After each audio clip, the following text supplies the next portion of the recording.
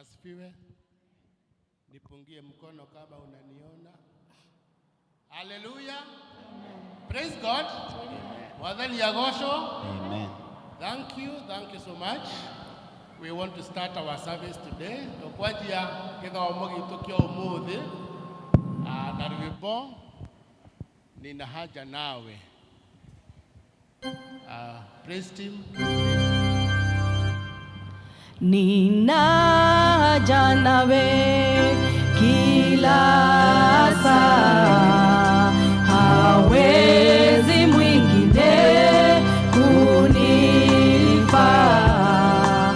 Yesu nakuhitaji vivyo kila saa, niwezeshe Mwokozi na kujia. Nawe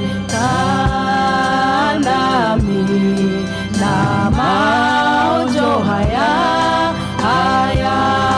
umi. Yesu nakuhitaji vivyo kila saa, niwezeshe Mwokozi na kujia.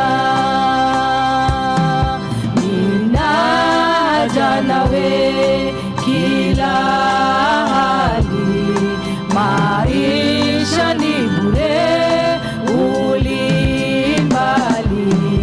Yesu nakuhitaji vivyo kila saa, niwezeshe Mwokozi na kujia.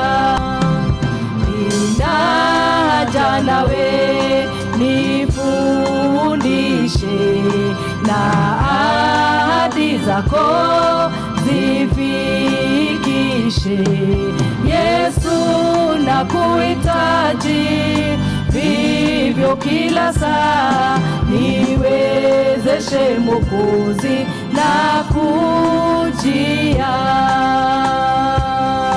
Nina haja nawe mwenza yote, ni wako kabisa siku zote. Yesu nakuhitaji vivyo kila saa, niwezeshe Mwokozi na kujia. Our call to worship, ciugo cia gututongoria muthenya wa umuthi iroima thiini wa ibuku ria Mathayo 28 kamaya na atiriri ukigia na githingithia kinene gia thi ni gukorwo muraika wa Mwathani nĩaikorokire oimĩte igũrũ agĩũka akĩgaragaria ihiga akĩrĩeheria akĩrĩikarĩra. Praise and worship team. Let us continue praising God. Hallelujah. Mwathani agocwo. Amen. Mwathani agocwo kanitha. Amen. Nĩ ihinda rĩngĩ rĩega rĩa kũgoca Mwathani na kũmũthathaiya. Ndũkĩgarũrũkĩre ũcio ũngĩ mũikaranĩtie nake, umwĩre high five, umwĩre karibu katika sifa za Bwana. Hallelujah. Hallelujah. Kwambĩrĩria na rwĩmbo rugĩte kuma ithũĩro-inĩ rĩa riũa o nginya irathĩro-inĩ rĩa riũa, Jesu abarario kana agocwo. Bwana asifiwe sana. Haya, sifa, makofi ya sifa. Hallelujah.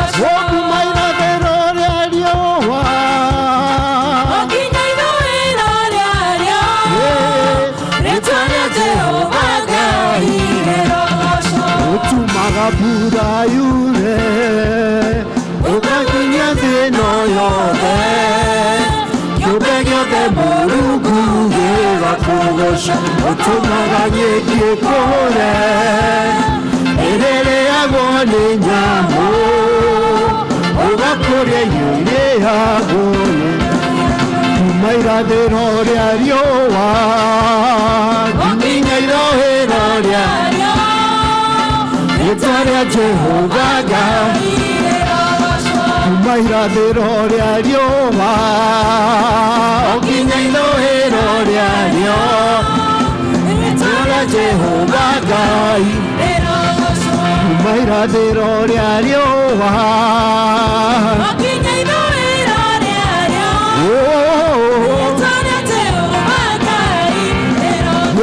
kuma irathĩro rĩa riũa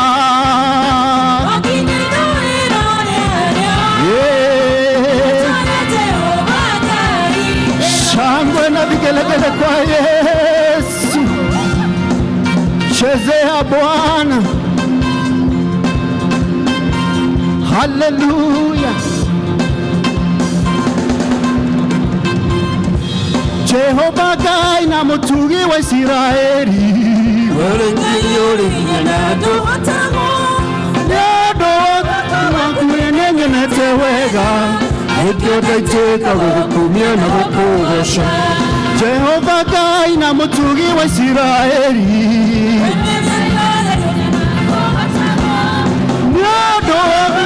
kunyenengenete wega ndio daiteka gukumia na gukugoca yene johe tine Ngai nogotora urio Ngai Oinainagio nĩ maũndũ kana kũigua guoya-inĩ tũkanagĩria nduma-inĩ gĩũka kũndehere ũtheri nĩ njũĩ atĩ wĩ Ngai no gũtũũra ũrĩ o Ngai oinainagio nĩ maũndũ kana kũigua guoya-inĩ tũkanagĩria nduma-inĩ gĩũka kũndehere waheire Isiraeli mwĩhoko me werũ-inĩ rĩrĩa wamaurĩrie mĩgate ta mbura ũkĩrĩa rũhuho rũkuĩte nyama we nĩwe Ngai ũraninagĩra tũng'aragu waheire Isiraeli mwĩhoko me werũ-inĩ rĩrĩa wamaurĩrie mĩgate ta mbura ũkĩrĩa rũhuho rũkuĩte nyama we nĩwe Ngai ũraninagĩra tũng'aragu nyene njũte nĩwe Ngai no gũtũũra ũrĩ o Ngai tũinainagio nĩ maũndũ kana kũigua guoya nyene njũte nĩwe Ngai no gũtũũra ũrĩ o Ngai tũinainagio nĩ maũndũ kana kũigua guoya tũkanagĩria nduma-inĩ gĩũka kũndehere nyene njũĩ no gũtũũra ũrĩ o Ngai tũinainagio nĩ maũndũ kana kũigua tũkanagĩria nduma-inĩ gĩũka kũndehere nyene njũĩ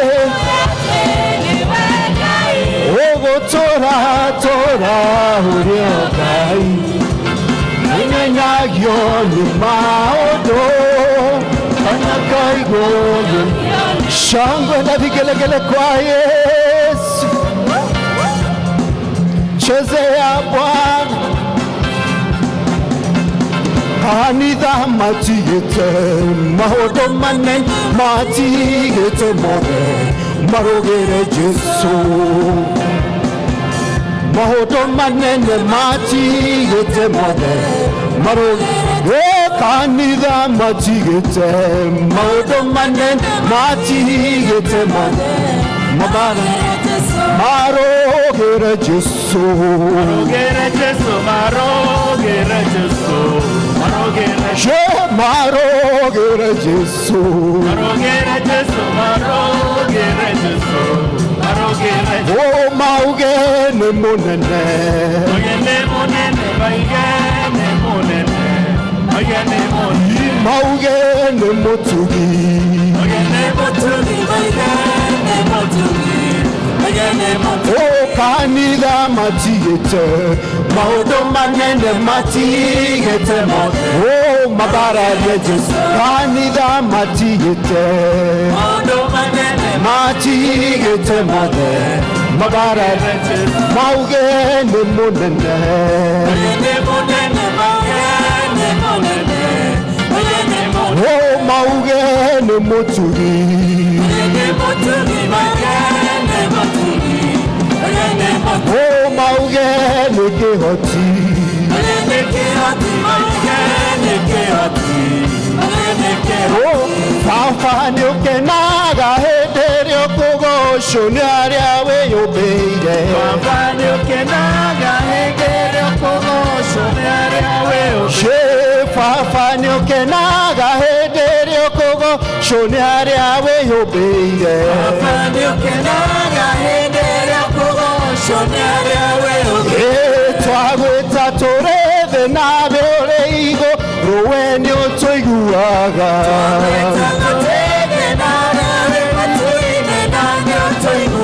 Motwakogosha tweve nabe oreigo rogatora dhima.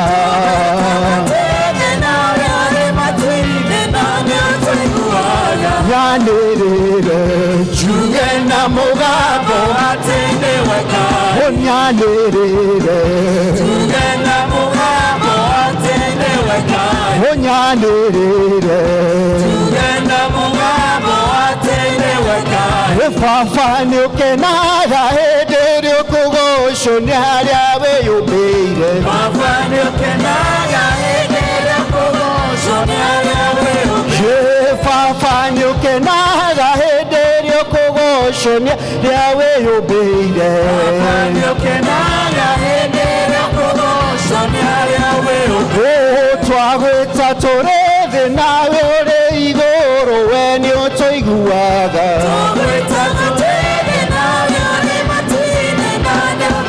Oh, Janerere,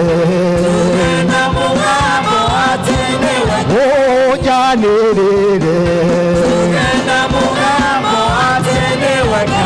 Janerere. Shangwe na vigelegele kwa Yesu.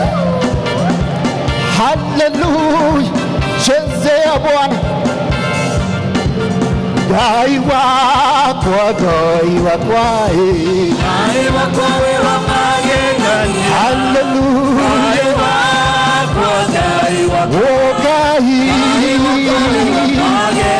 okai wakwa, dai wakwa Jesu, wegai,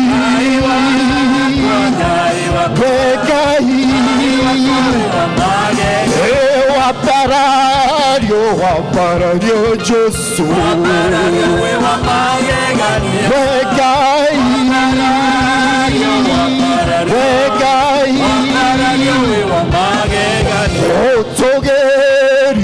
otogerio Jesu, hallelujah, hallelujah,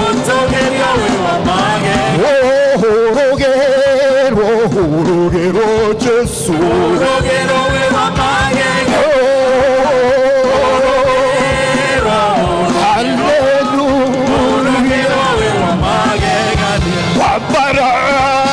waparario Jesu,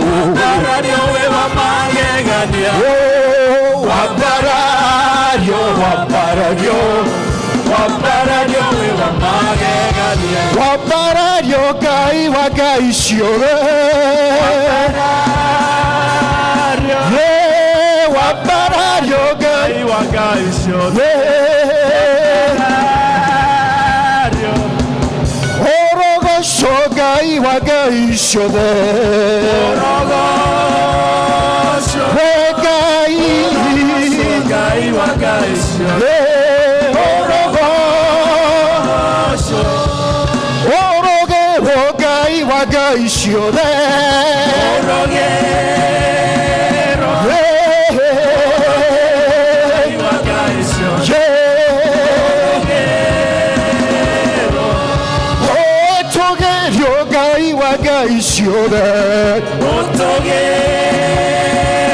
Hallelujah.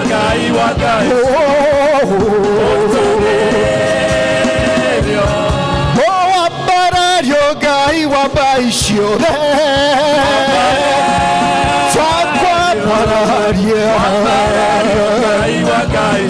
Hallelujah.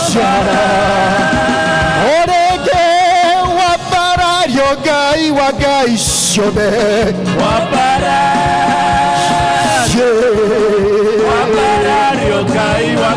Hallelujah. Orogoco Ngai wa ngai ciothe twakoinera Hallelujah. Ngai wa ngai ciothe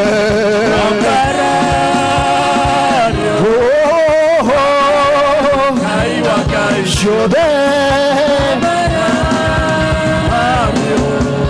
Othathaio Ngai wa ngai ciothe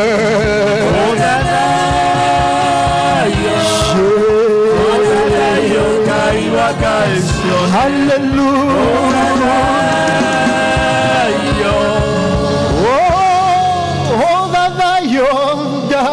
ngai ciothe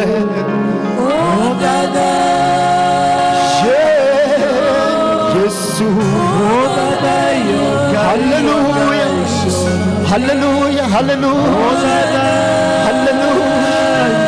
Thank you Jesus. Nitwakugatha Jesu we nowe wagirire Jehova rucire rwomothe Jesu twoka mbere yaku tukiuga ni wagirire ritwa rĩaku nĩ inene Jehova wendo iganainio na Ngai ingĩ Jehova nĩtũka mbere yaku Jehova twenyihĩtie mũno Jehova tukilisifu jina lako ni kwa sababu wewe ni mwema, wewe ni mwaminifu Yesu, hakuna mwingine wa kulinganishwa na wewe. Asante Yehova, wewe ni mwema. Asante, pokea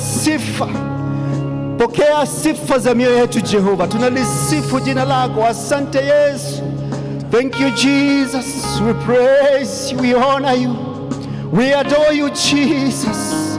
Nitwakwenyihiria Jehova, ni wega ni undu wa utugi waku na unene waku Jesu. Wewe munene, we munene, nikio toka mbere yaku Jehova tukiguthathaia Jehova. Thank you Jesus. Yes. Oh, we wama Jesu, nitwaguthathaia Jehova Yesu, wewe ni mkuu sana Jehova. We honor you, we worship you God, we honor your name. Your name is above all the names, Jesus. There's no other God like you Jehovah. We honor you, we adore you Jesus. Hallelujah, hallelujah. Yeah. Wewe wama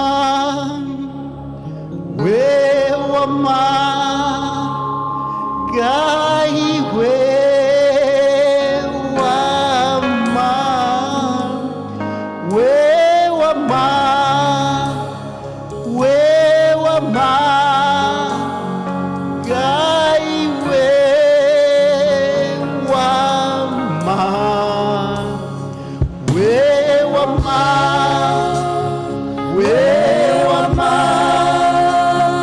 Ngai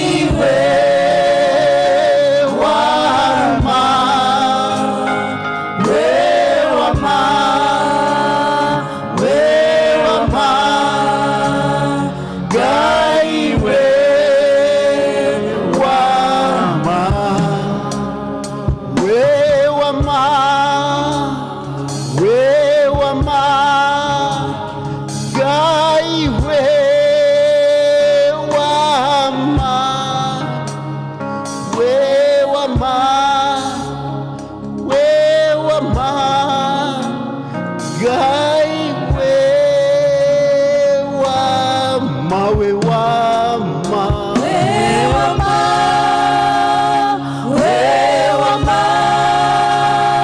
Ngai we wama, we wama, we wama, Ngai we wama, we wama, we wama, we wama, Ngai we wama, we wama, Ngai we wama, Jehovah, Ngai we wama, Kehoti, Kehoti, Kehoti, Ngai Kehoti, Kehoti, Kehoti, Ngai Kehoti, Moiguada, Moiguada, Moiguada, Ngai Moiguada, Moiguada, Moiguada, Ngai Moiguada, Monene, Monene, Monene, Ngai Monene, Monene, Monene, Ngai Monene, Mohonia, Mohonia, Mohonia, Ngai Mohonia, Mohonia, Mohonia, Ngai Mohonia. Ngai nĩ tondũ we wĩ mwega na wĩ mwagĩrĩru Jesũ ũikarĩte hamwe na ithuĩ. Ũguo nĩguo tũmbũra mwathani witũ rũcinĩ rwega. Ithe wa mwathani witũ Jesu Kristo turenda gũgũtambũra, nĩtũrenda kuga we nĩwe Ngai na gũtirĩ Ngai ũngĩ tawe mwathani na gũtikagĩa. Nĩtũracokia ngatho mwathani tũkĩmenya ũnene waku. Nĩtwaina na twauga atĩ mwathani we wĩ Ngai na wĩ Ngai na gũtirĩ Ngai ũngĩ tawe. Rũcinĩ rwega mwathani nĩtũrenda kwambararia rĩtwa rĩaku tondũ nĩrĩo rĩtwa rĩrĩa inene. Gũtirĩ rĩtwa ta rĩaku Jehova Ngai baba matu-inĩ. Rĩu rĩtwa tũkaga tũkainamĩrĩra Jehova Ngai baba matu-inĩ. Nĩtũrenda mwathani gũtambũra ũnene waku. Nĩtwauga mwathani we wĩ Ngai kĩhoti, we wĩ Ngai ũrĩa ũtũtũragia mwathani. We nĩwe wombire indo iria ciothe irĩ thĩ mwathani, ũgĩcoka ũkĩũmba mũndũ na mũhanĩre waku, nĩ tondũ we wĩ Ngai. Mawĩko macio wĩkaga nĩ manene na gũtirĩ mũndũ ũngĩ ũngĩmeka Jehova Ngai baba matu-inĩ. Amũkĩra ũgoci, amũkĩra ũnene Jehova Ngai baba matu-inĩ. Hakuna Mungu kama wewe. Na nĩkĩo tũroka mbere yaku rũcinĩ rwega tũgĩkũinamĩrĩra mwathani, tũkĩmatha ũthiũ waku Jehova Ngai baba matu-inĩ, na tũcoke tũgũtũgĩrie mwathani nĩ tondũ nĩwagĩrĩire gũtũgĩrio. Amũkĩra ngumo, amũkĩra ũgoci baba witũ. Rũcinĩ rwega mwathani twĩna gĩkeno nĩ tondũ nĩ ũtwarahũrire twoka nyũmba-inĩ ĩno ĩtanĩtio na rĩtwa rĩaku. Nĩtũracokia ngatho mwathani nĩ ũndũ wa tha ciaku na ũtugi waku, nĩ ũndũ wa mũndũ wothe ũkire gĩikaro gĩkĩ Jehova Ngai baba matu-inĩ. Ti ũndũ wa mawĩko maitũ mega mwathani, ĩndĩ no ũndũ wa tha ciaku. Na nĩkĩo tũrenda gũka mbere yaku tũnyihĩte mũno Jehova, tũkĩenda kũhera mehia maitũ tondũ nĩ twĩkĩte maũndũ marĩa matagĩrĩire. Nĩ tunĩte watho waku mwathani na tũgeka maũndũ marĩa matangĩgũkenia. Na tondũ mwathani mehia nĩmo mangĩtũma wage kũgĩa ngwatanĩro na ithuĩ. Mũthenya wa ũmũthĩ mwathani ĩtĩkĩra gũtũrekera mehia maitũ marĩa twĩkĩte na gwĩka na gwĩciria na gũtarania, ona tũkaga gũkwĩhoka Jehova Ngai baba matu-inĩ, tũkehoka Ngai ingĩ Jehova Ngai baba matu-inĩ. Na tondũ we wĩ tha nyingĩ na nĩ ũtwĩrĩte atĩ mwathani twaumbũra mehia maitũ na tũhere we wĩ tha nyingĩ nĩ ũgwĩtĩkĩra gũtũrekera. Tũrekere mwathani nĩguo tũgĩe ngwatanĩro nawe. Thengio mwathani tondũ twakũhoya nĩ ũiguaga. Thengio nĩ gũtũrekera mwathani. Twĩtĩkĩre tũtuĩke a gwĩtĩkĩrĩka kĩgongona-inĩ gĩaku gĩtheru mwathani, nĩguo ihoya rĩothe tũngĩhoya mwathani ũtuĩke wa gũtũigua. Thengio mwathani nĩ ũndũ wa ũguo. nitwoka mbere yaku mwathani twina ngatho nyingi muno mwathani ni undu wa maundu maria twikeire makiria twina ngatho nyingi ni undu wa kiheo kia muoyo o umwe witu mwathani ni arahukire mwathani ena hinya wa mwiri Jehova Ngai wa matuini watuhe mihumu mwathani na tuokera na twoka nyumba-ini yaku undu ucio wa gukorwo turi muoyo tutirawoyo uguo mwathani ni turenda ku recognize your sovereignty tukenda ku recognize your majesty and your power ati Jehova Ngai baba wa matuini ni watu arahurire wona ni twagiriire mwathani tutuike matigari ma muthenya wa umuthi amukira ngatho citu cia mwanya Jehova amukira ngatho citu ni amu kuma kiumia kiria twirigite guku mwathani ni ukoretwo no mwe witu maundu-ini matiganite ona mawira-ini maitu mwathani ona ngendo iria tuthiete mwathani no tukuonete ugitwarana na ithui ugatindania na ithui mwathani wiki thiete kuhituka mwathani na riu wacoka guturehe haha mwathani tutingiriganwa ni gucokeria ngatho ni undu wa wihokeku waku muturire-ini wa witu mwathani ni undu wa utugi waku na tha ciaku mwathani kumagaranagia na ithui muthenya mwathani ugatuka watugokira Jehova Ngai baba matuini na wona ni wega tuke nyumba ino itainio na ritwa riaku uguo tumenyereire wiki yo mwathani ni turenda gugucokeria ngatho ona tugacokia ngatho ni undu wa maundu mangi utwikiire mwathani tungiuga ati mwathani ndutwikiire no tukorwo tukihenania ni utwikiire maundu manene muno as individuals as families Jehovah God ona ta kanitha mwathani no utwikiire maundu manene maria turenda mwathani gukwira ni wega ni undu wamo o mundu rita riake mwathani ndangiaga undu angithuka mbere yaku agucokeria ngatho ni undu wa wega waku na utugi waku amukira ngatho citu mwathani amukira maundu maria mothe utwikiire mwathani umenye ni tukenete ngoro-ini citu ni undu wa utugi waku ni undu wa gutuhotithia mwathani ona makiria ni undu wa gutumenyerera nginya kundu kungi mwathani kungirari na maundu maritu na kungirari na danger no ugakorwo wi Ngai mwega mwathani ugutebutaniria na macio mothe amukira ngatho citu mwathani tutingihota mwathani kumatarania mothe no tondu we wi Ngai mwega na ni ukenagio ni andu aria magucokagiria ngatho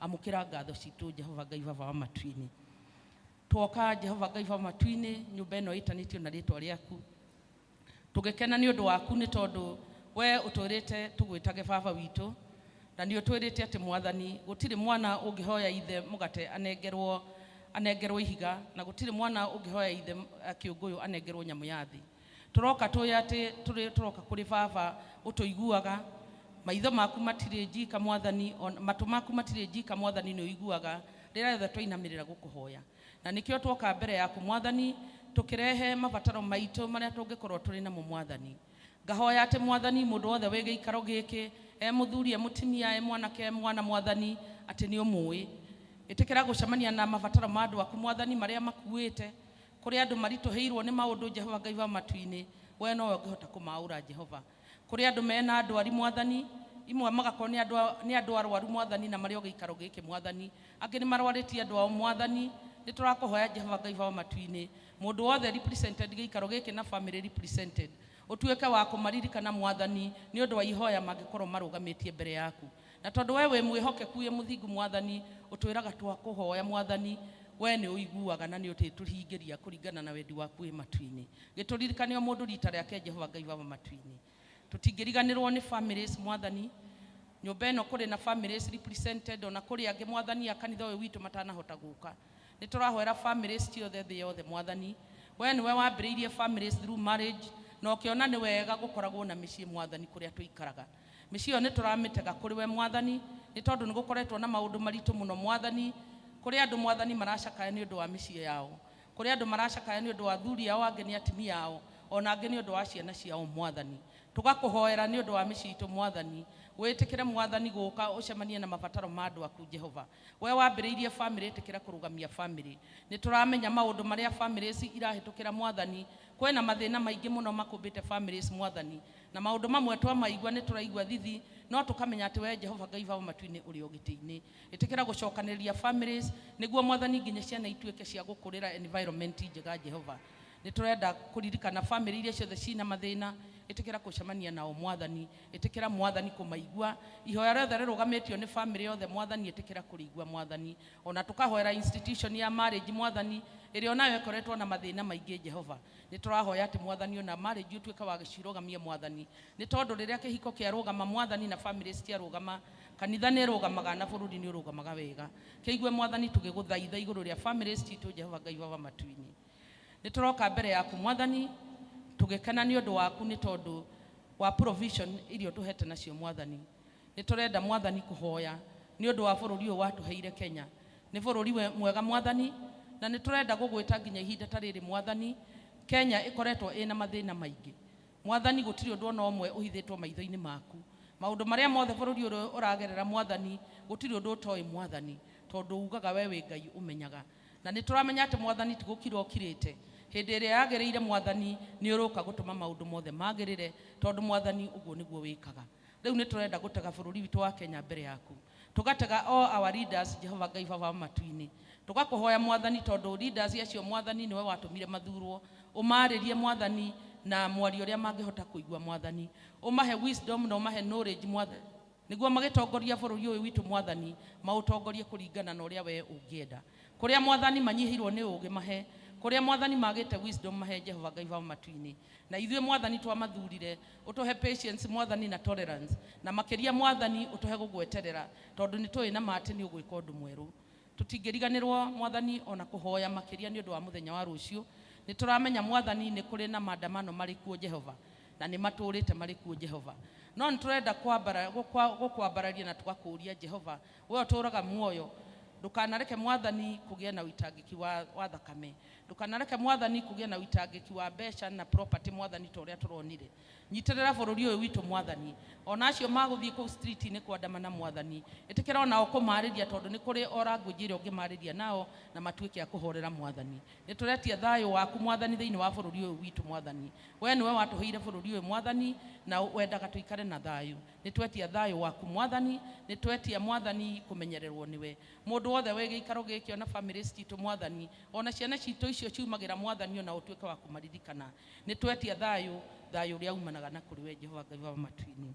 Itikira kuhonia bururi witu mwathani, itikira kuhonia ona economy itu mwathani. Utwereire ibuku-ini riaku ate mwathani, andu aria metanitio na ritwa riaku mangikerira mwathani, ni ukaigua tha na utuike wa kumahoneria bururi. Ni turahoya tuhonerie bururi uyu witu mwathani, tuhonerie economy itu mwathani, honia mabiashara mandu aku Jehova Ngai baba matu-ini. Ni turamenya andu ni marathira maundu maritu muno, no ni turamenya ate mwathani maundu macio twamatega mothe kuri we wi Ngai kihoti na gutiri undu uremagwo niguo mwathani. We ni wongehota gutucokeria economy itu mwathani, we ni wongetucokeria thayo ona upatanisho ni undu wa ritwa ria Jesu Kristo. Ni twakuhoya mwathani utuike maundu mega, niguo na tukiumagaraga bururi uyu mwathani tukaumagaraga twina gikeno na thayo waku. Itikira gutuhingiria mwathani twaguthaitha. Riu mwathani no tukenete ni tondu wa nyumba ino tukire itanitio na ritwa riaku.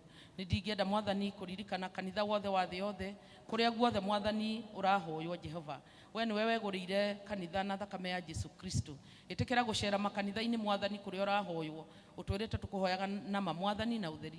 Itikira mwathani ona kanitha uyu witu wetikire ona ithu guturathima, tugikuhoya mwathani ugatuikaga wa gucemanagia na ithu makiria. Tukaririkana kanitha wa Presbyterian mwathani, kuma head office mwathani guthiira presbytery na parishes ona congregation levels. Tukahoya ati mwathani kuria andu aku macemanitie utuike mwathani wa kumeka wega, na watongoria aria mwathani utuhete utuike wa kumahe uge ona hinya wa gututongoria mwathani. Na ithu tugitongorio Jehova, witikire mwathani ona ithu tutuike andu aria mangituika gutongorio. Ureke mwathani ona ithu tutuike gu support leaders aitu mwathani, niguo wega waku na utugi waku onekane kanitha-ini witu. Na njira ya mwanya tutingiriganirwo ni kanitha uyu witu wa Thika Town. Ni turakuhoya mwathani ona ikundi iria ingi tucemanagia nacio mwathani, high level ona kianja ona utuike wa kumarathima makiria. Tukaririkana Thika Town Church, tukaririkana mutungatiri witu Reverend Derito, utuike mwathani wa kurugama nake na nyumba yake Jehova, niguo agigutungata mwathani agutungate na mana kihoto, na utuike wa kumuongerera hinya.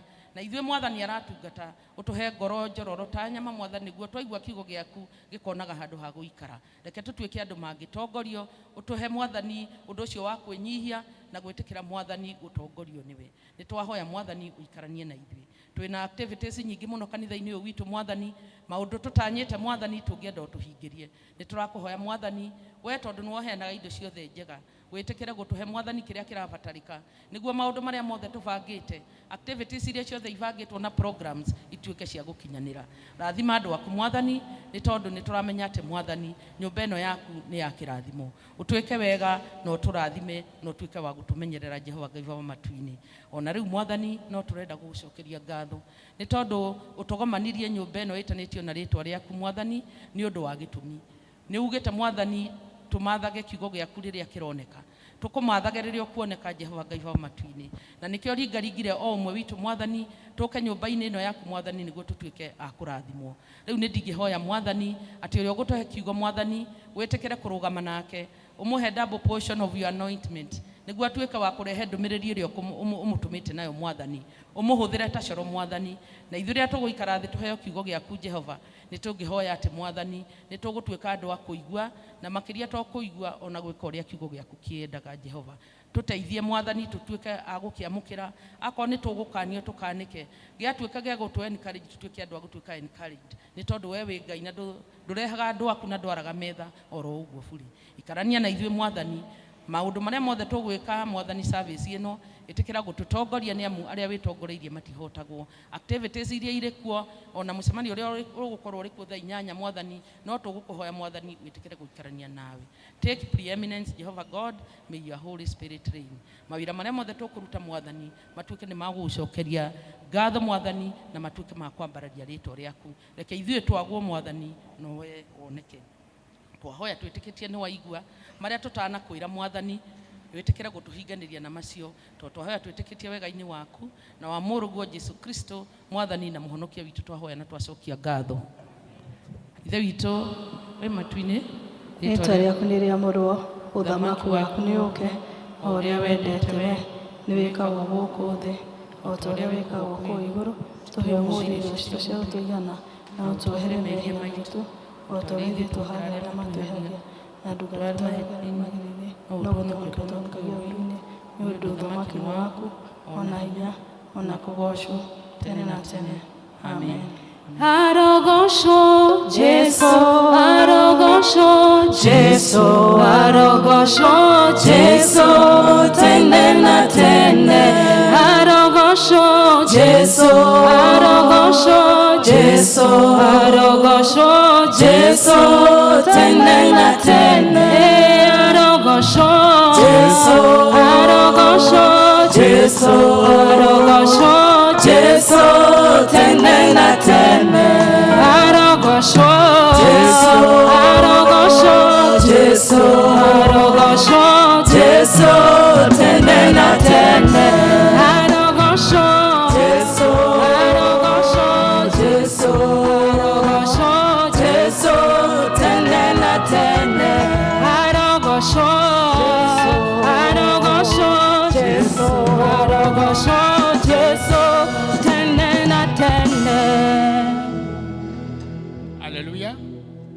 Hebu tupigia wana praise kofi mazuri. Wametuongoza vizuri kabisa na tumeshukuru kwa kufikishwa hapo. Sasa tunataka kualika wanakwaya waje wasifu. Choir team, your time.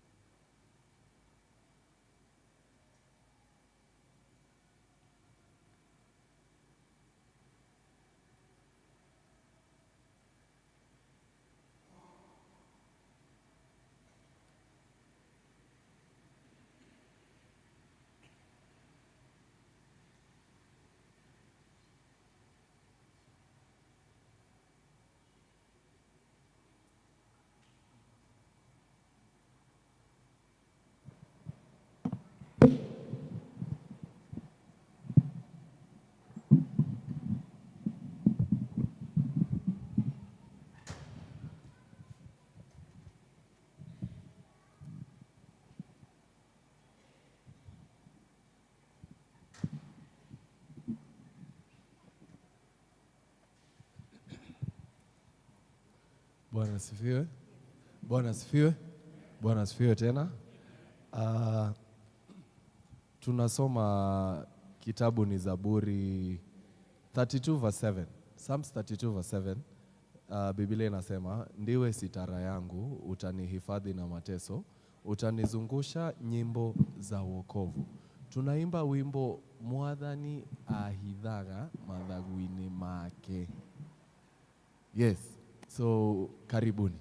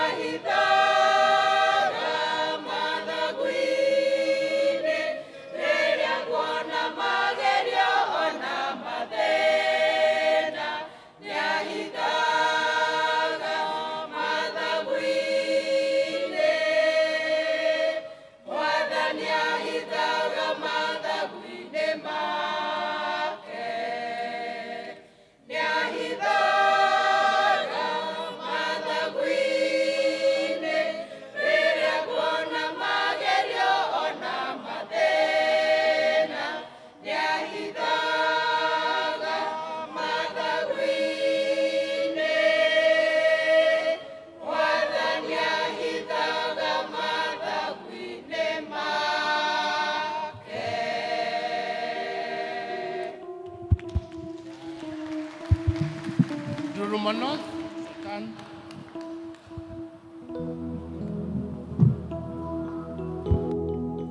Romanov, Ujani.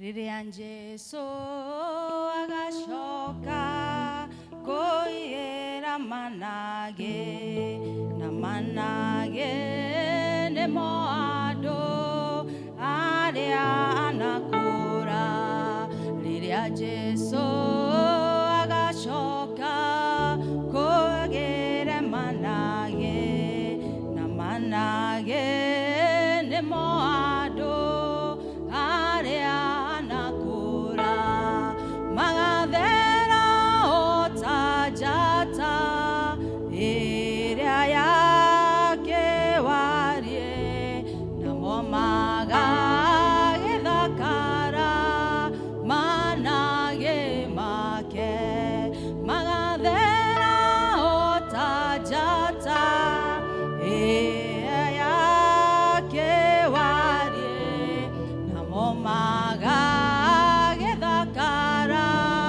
manage make akongania amatware gwake arĩa ega na theru arĩa anakũra akongania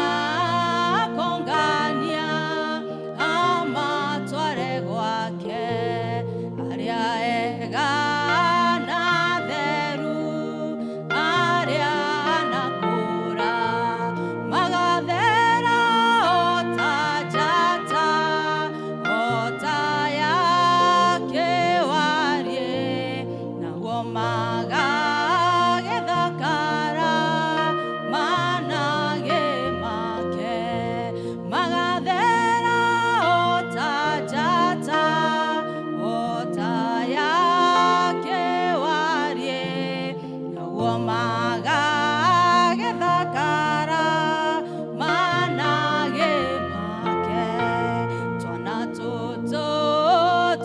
tũtũ mwendete mũkũri inyuĩ mwĩ manage make twana tũtũ mwendete mũkũri inyuĩ mwĩ manage make magathera ota njata ota yake warie naguo magagĩthakara manage make magathera ota njata ĩrĩa yake warie naguo magagĩthakara manage make.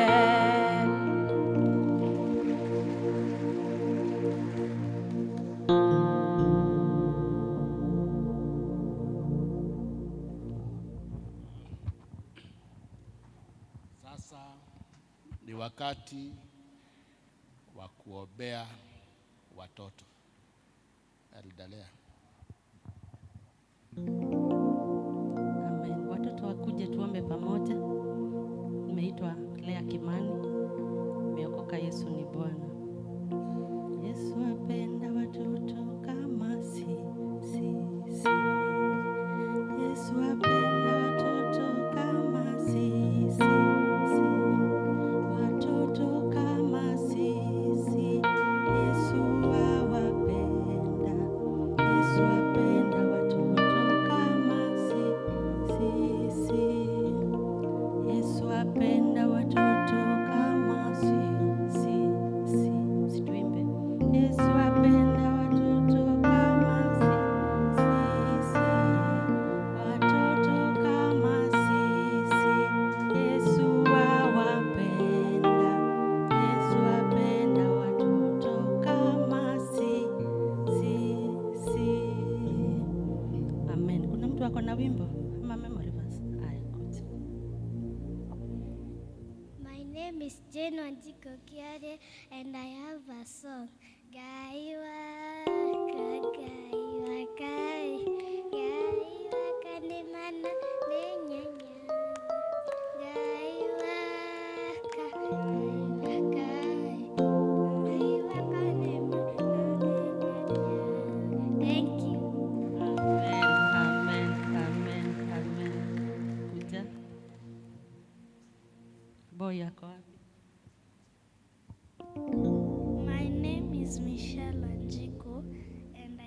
a song. Kadosh, Kadosh, Kadosh, Kadosh, Kadosh. Kadosh, Kadosh, Kadosh, Kadosh, Kadosh. He is the Lamb of God who sits upon the throne. He alone is worthy of my praise.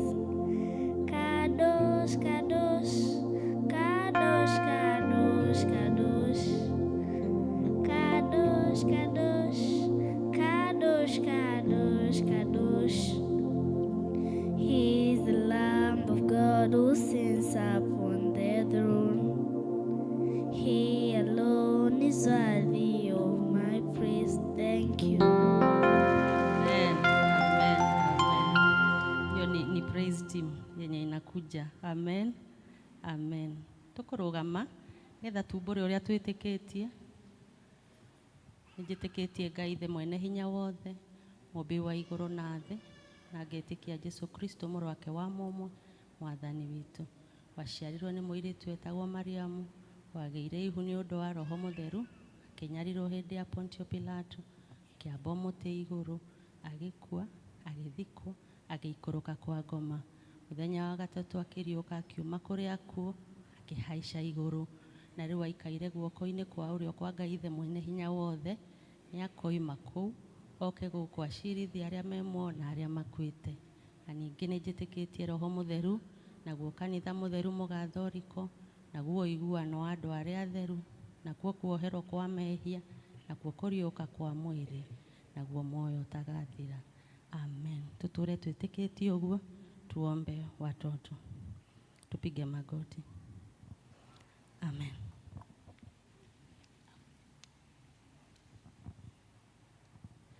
Nĩtũragũcokeria ngatho Ngai witũ wa matu-inĩ nĩ ũndũ wa wega waku na wĩhokeku waku Ngai. Ni asanti kwa sababu ya siku hii ambayo umetupatia mfalme wa ajabu. Ni asanti kwa sababu ya kutubariki na afya njema kama watoto. Ni asanti kwa sababu ya kutukinga katika wema wako. Pokea sifa, pokea utukufu ni zako mfalme wa ajabu. Ni asanti kwa sababu umekuwa na hawa watoto wetu. Wamekuwa wakienda shule, wakirudi. Mungu mwema, umewazingira katika wema wako. Umewakinga katika hatari zote. Hata kukiwa na baridi sana, mfalme wa ajabu, umewapatia afya njema. Tunashukuru Mungu mwenye enzi. Pokea sifa na utukufu. Zidi kuwabariki, zidi kuwaonekania. Kuna wale wadogo sana, mfalme wa ajabu, zidi kuwapatia maarifa yako, zidi kuwaongoza katika kila hali. Ni asanti kwa sababu umekuwa mwema katika maisha yao. Wazazi umewabariki, mfalme wa ajabu, na ndio wanawalea hao watoto, mfalme wa ajabu, kwa njia nzuri. Tunaomba ya kwamba ukawazingire katika neno lako. Tunawazingira na damu yako ya Yesu Kristo, ya kwamba hawa hakuna mabaya yatawapata. Duniani kuko na mambo ambayo yanaendelea mbaya, mfalme wa ajabu, lakini hawa ni wako, mfalme wa ajabu. Tunawakinga katika wema wako, wazingire na uwaonekanie katika jina la Yesu. Ni asanti kwa sababu wanaenda kusoma, mfalme wa ajabu, neno lako likaingia ndani yao sana, ili kamwe wasisahau, mfalme wa ajabu. Walimu tunawakabidhi mikononi mwako, kwamba ukibariki watoto hawa na wao uwabariki pamoja na familia zako. Ombi letu la imani katika jina la Yesu Kristo tumeomba na kuamini. Amen. Amen.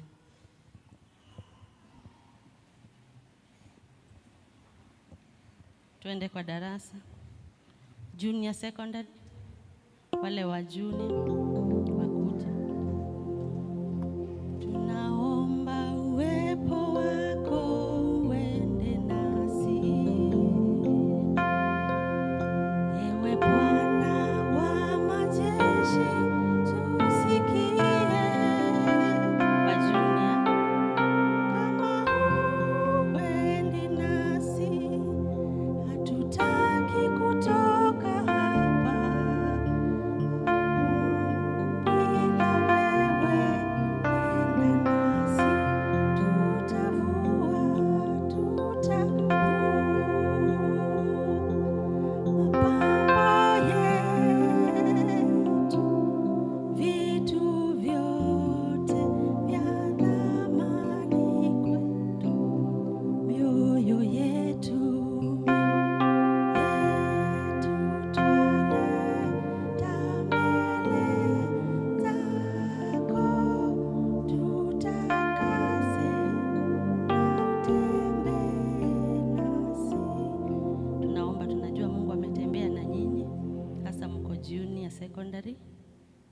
tunashukuru Mungu. Tuombe.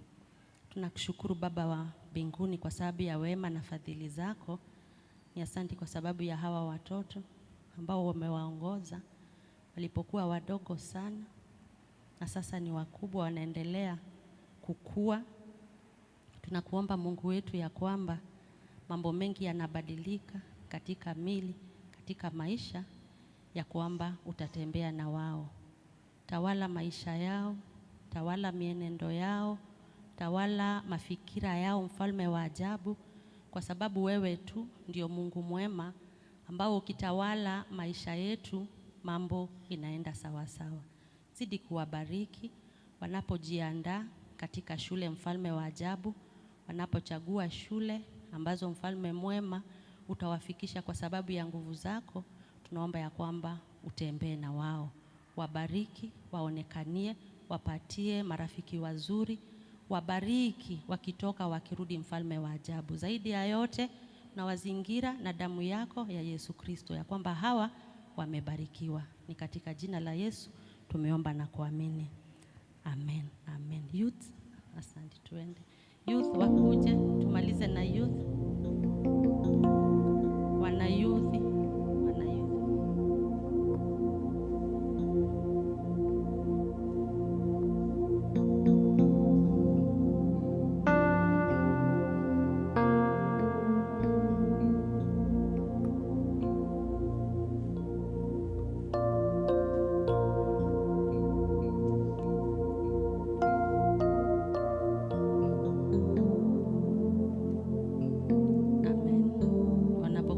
Tunashukuru kwa sababu ya wanayuthi wetu. Ni asanti kwa sababu ya kuja kanisani na kuamua ya kwamba Mungu ndio kiongozi wetu. Sijui kama chairman kuna jambo na kuona na Mike, kuna jambo unataka kusema? Okay, asanti. Asanti. Tumeambiwa na patron tukitoka hapa, tukimaliza twende hall. Twende hall sisi wote, kuna mambo tumeandaliwa huko. Tuombe. Baba, katika jina la Yesu, ni asanti kwa sababu ya hawa wanayuthi wetu. Ni asanti kwa sababu umekuwa mwema kwao. Ni asanti kwa sababu umewazingira na wema wako. Ni asanti kwa sababu umewaleta katika nyumba yako, mfalme wa ajabu. Wamechagua kuwa hapa kwa sababu wewe ni mwema na mwenye nguvu. Ni asanti kwa sababu ya wengi hawa ambao wako katika njia tofauti za maisha yao. Kuna wale ambao wako colleges, university, mfalme wa ajabu. Kuna ambao wanatafuta kazi. Kuna ambao umebariki na kazi, mfalme wa ajabu. Wote tunawakabidhi mikononi mwako. Uwabariki, waonekanie, tawala maisha yao, tawala masomo yao katika kazi, mfalme wa ajabu. Tunaitisha nguvu zako ya kwamba utawaonekania katika kila hali.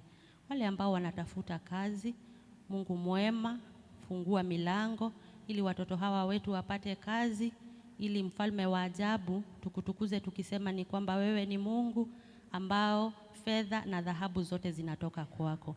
Wale wako katika kazini, naomba ya kwamba wakapate promotions, ukawainua kutoka kiwango kimoja hadi kingine, mfalme mwema.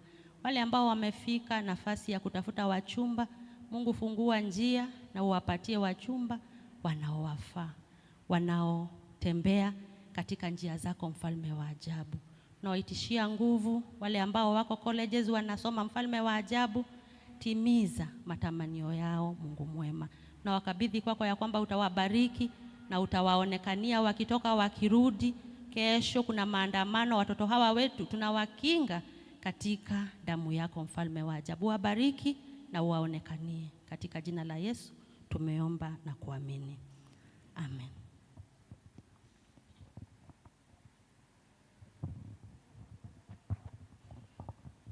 Haleluya. Mko? Tunaendelea vizuri. Sasa ni wakati wa kufahamishwa ambayo yako mbele. Tuna karani wetu ndiye atatufahamisha hayo. Kisha tutakuwa na mwingine atatuambia mambo ya JPRC ambayo tunangojea wiki ile ingine, alafu naona chairman amejiandaa ada yake pia. Ni yetu yote. Mungu abariki. Thank you muno Elder Peter Njoroge. Na niĩ njĩtagwo John Mwaura Gĩcũhĩ, na njuge ndĩ mũhonoku rũcinĩ rũrũ rwa ũmũthĩ. Nĩ ndĩracokeria Ngai ngatho nĩ ũndũ wa tha ciake kũnginyagĩria wega na wendo wake o hingo. Nĩ thengio mũno. Nĩ ngwenda kũmũnyita ũgeni inyuothe mũkĩte arĩa me gũkũ handũ-inĩ ha elders a kanitha ũyũ na mũtungatĩri witũ Reverend Daniel Kamau ndarĩ na ithuĩ ũmũthĩ, mũigue mwĩ mbere ya Mwathani witũ Jesu Kristo nĩguo tũnyitanĩre tũkĩmũgoca, ona arĩa maratwĩrorera kũhĩtũkĩra mĩtambo nĩ tũmwendete mũno na nĩ tũkenaga nĩ kũmenya mwĩ hau na nĩ mũranyitanĩra na ithuĩ. Nĩ ngũria kana twĩna mũgeni nĩ hĩndĩ yaku ya mbere gũka gũkũ, ndũrĩ waingĩra rĩngĩ, ngehoya ũrũgame nĩguo tũkuone. Ni mara yako ya kwanza kuja hapa, naomba usimame ndio tuweze kukukaribisha. First time visitor. Guanata tutari na mũgeni. So karibuni nyinyi wote. Kiumia gĩkĩ nĩ gĩa tarĩki 6 wa mũgwanja. Service ya mbere tũgũtongoragĩrio nĩ Mugumo-inĩ South, nayo ĩno ĩratongorio nĩ Ndururumo North. Deacons arĩa me duty service ĩno nĩ Ndururumo North, no tũgakĩhoya atĩ wĩra nĩ wa deacons othe. Koguo okorwo wĩ deacon na wĩ gũkũ, ihinda rĩakinya ũgakĩrutĩra nĩguo tũhote kũmũtungatĩra Mwathani. Kiumia kĩrĩa kĩroka nĩ tũgakorwo na mũtungatĩri witũ, koguo service cierĩ cigatongorio nĩ elder na deacons. Kuma kwĩ desk ya LCC nĩ tũramenyithio na kanio ũmũthĩ thutha wa gĩthomo gĩkĩ nĩ tũgũkorwo na mũcemanio LCC meeting, na group leaders makorio makorwo mena ripoti ciao. Inyuothe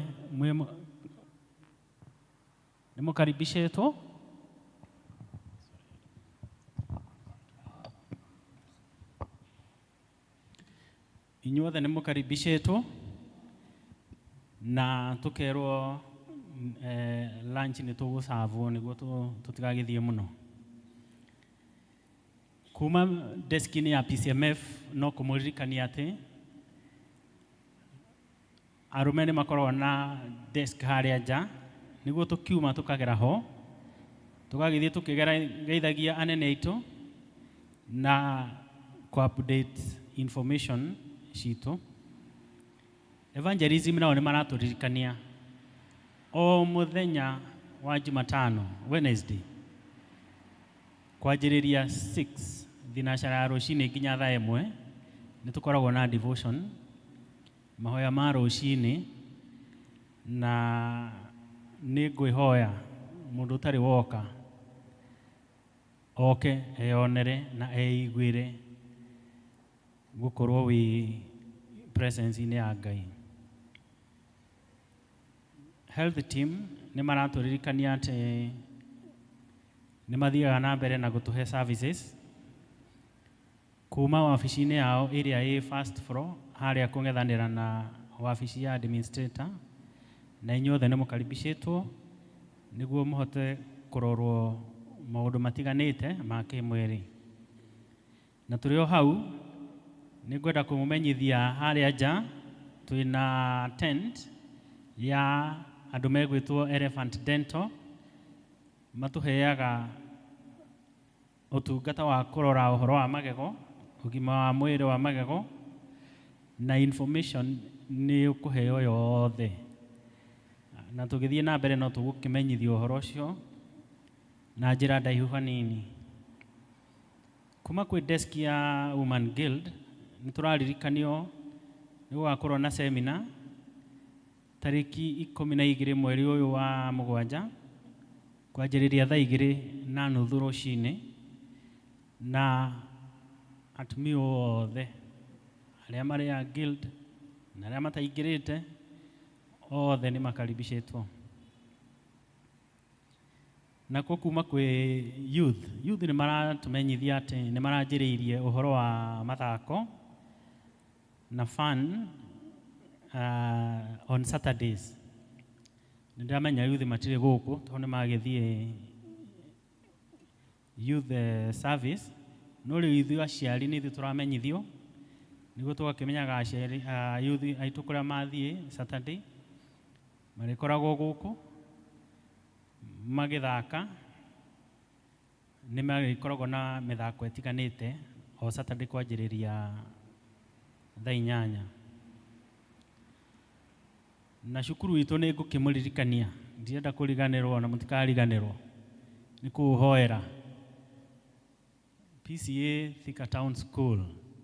No turathie na mbere na kwamukira ciana, na tuge ni tukenetio ni mwathani tondu ni aturathimite.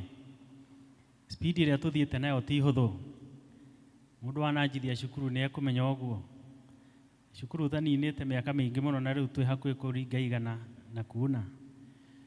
Tugacokeria Ngai ngatho, koguo tugakiririkanaga cukuru ucio mahoya-ini.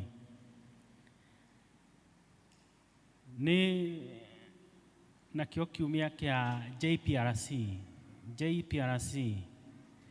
ni gikuhiriirie na ni mukumenyithio uhoro wa kwihaririria wa kiumia kiu. Na itanathie muno ni ngwamba kumuririkania twina ihoru ria kumumenyithia uhoro wa kuma family-ini ya Isaya Githaiga Juma wa Imani District hamwe na PCMF maratutangathira gikuo kia retired elder Teresia Nyaguthie Juma. Uyu ni mamu wao Mr. and Mrs. Isaya Juma wa Imani District. Tukerwo mathiko magakorwo muthenya wa Jumatano tariki 9 mweri uyu kuria PCA Gathehu Village Karatina nayo Nyeri County. Tukerwo tuthi na mbere na kusupport family yo na kumaiga mahoya-ini. Itana rikia na itana welcome our chairman niguo atutangathire muno. Ni ngwamba kuhe kahinda wakiri John Ndirogo niguo atumenyithie muno uhoro ucio wa JPRC. Karibu. Mwathani agocwo kanitha. Ni wega ni kumuona muthenya wa umuthi, na Ngai ni mwega tondu ni arekire tuke nyumba-ini ino yake itanitio na ritwa riake. Atongoria ni wega ni gutuhe kamweke gaka ga kwariria kanitha itu uhoro wa JPRC. Ni hinya gutaura maundu maya no maritwa macio makoragwo ni muramaririkana tondu ni tukoretwo tugithiania na inyue kwa ihinda miaka in the last 3 years ni tukoretwo twi hamwe muno. Justice, peace, reconciliation na cohesion. Icio ni ndeto tuciriete atiriri cirari uhoro wa urumwe. Na kanitha ni tengaga kiumia kimwe thiini wa mwaka uyu tugakorwo na kiumia gitu kia JPRC mithenya ya kuma 13th mweri uyu tariki 13 mweri uyu wa gatandatu gukinya kiumia gitu Sunday iria tuga celebrate ni tariki 20. Harĩ na flyers iria igũka through your district elders na nĩ ikũneanwo nĩ secretary cithiũrũrũkio kũrĩ deacons na ũmateithĩrĩrie andũ. Twĩna theme ĩrĩa tũrĩ nayo na nginya nayo yumĩte kuma thĩinĩ wa Thaburi 133. Nĩ ũhoro wa unity. Tiga hihi mũndũ ũkiumĩte kũngĩ-rĩ, no arigwo nĩ maũndũ marĩa bũrũri ũyũ ũragerera, na nĩkĩo tuonete thĩinĩ wa wagĩrĩru na ũrũmwe kiugo kĩa Ngai gĩtũtongorie kĩa Thaburi 133. Maũndũ-inĩ marĩa tũreka, mũmenyithie elder wanyu atĩ no mwende gũcererwo nĩ mũrutani ũmwe wa sheria wa wakiri na magistrates. Nĩ mũronire last year nĩ twacereirwo nĩ judges erĩ. Mũmamenyithie nĩguo Tuesday ya kiumia kĩu na Thursday ya kiumia kĩu rĩrĩa kanitha ĩkoragwo na fellowships cia districts, mũkorwo mũgĩcererwo na tũhoe ndagĩka 10, twĩke hybrid harĩ mahoya na mahunjio ngwatanĩro-inĩ, tũkorwo tũgĩshare a bit ya ũhoro ũcio. Mũno makĩria harĩ na appeal, nĩ mũkuona flyer mũraheo thaa ici ya appeal for donations. Kũndũ kũrĩa njera nĩ tũkenda gũcira kuo tariki 18 mweri wa mũgwanja. Sorry, ngugaga June. It is July, mweri wa mũgwanja. Na nĩ tũgathiĩ kũrĩa male section ya JK Prison Thika. Na mũndũ ũngĩmenya kũndũ kũu nĩ andũ mahihinyanĩte na makoragwo marĩ na mathĩna maingĩ, kwambĩrĩria nginya gũtarũkĩrwo nĩ nguo.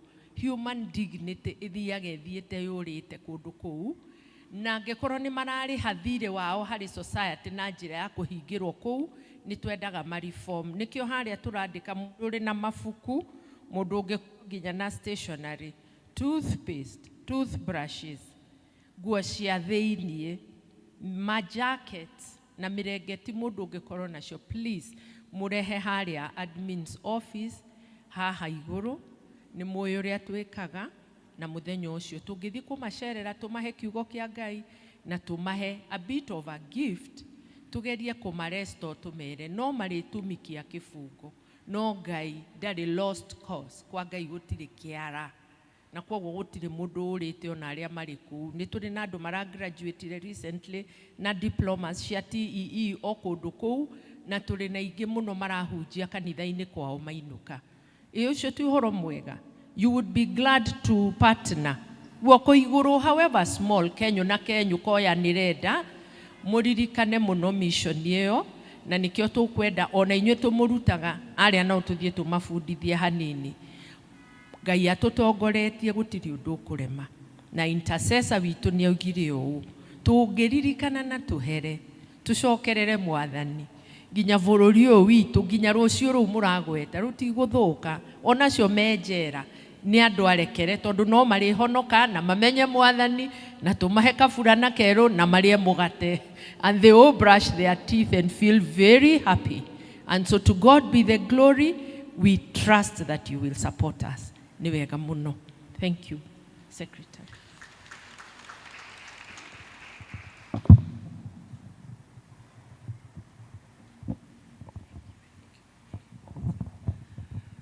Praise the Lord. Bwana Yesu asifiwe. Let us appreciate both of them for thank you. Kwa majina ni Robert Gatata, zaidi ya hao nimeokoka, Yesu ni Bwana. And today I'm glad to just stand before you. Tunaelewa kwamba ni service ya Kikuyu, lakini tumekuwa tukiwasiliana kwamba tunasema it is also good to mix, si ndio? Yeah, we have people who among us who never understand this Aramaic language when we come to do this. So sometimes we like mixing, just like what Elder Joroga is doing, and it is all fine. Hata wale ambao wameongea mbele yetu, they are all doing well. I would just like to make an edit. It's unfortunate it was not done on the first service, but then we wish to announce it now. Edit for licensing of students as a probationer. Whereas the Presbytery of Thika has received evidence that Mr. Robert Mugambi Iriongo has duly fulfilled the educational requirements for the course of the Holy Ministry as laid down by the General Assembly of this church. The training committee carefully observed his practical work, they found him to possess ministerial abilities related to his calling, and being satisfied with his life and conduct, they agreed that he is to be licensed to preach the gospel of the Lord Jesus Christ unless something occurs which may reasonably impede it. Notice is hereby given to all concerned that if any of them have anything to object to and in the life and doctrine of the said Mr. Robert Mugambi Riongo, they should convey their objection to the Presbytery of Thika, which is to meet at PCA Makongeni Church on the 20th of July 2025 at 9 a.m. If no relevant objection is then made and substantiated immediately, the Presbytery shall proceed on to license the said Mr. Robert Mugambi Riongo without delay. So today was the first reading for this edict, and I think it has gone through, and please be notified that this edict and licensing is happening. May God bless you. May He continue to do well. Asanteni sana.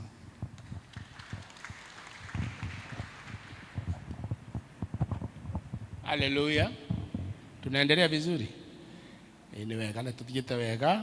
Rĩu turenda gwĩta athomi a ibuku rĩa Ngai wanajijua, Elena and Lilian.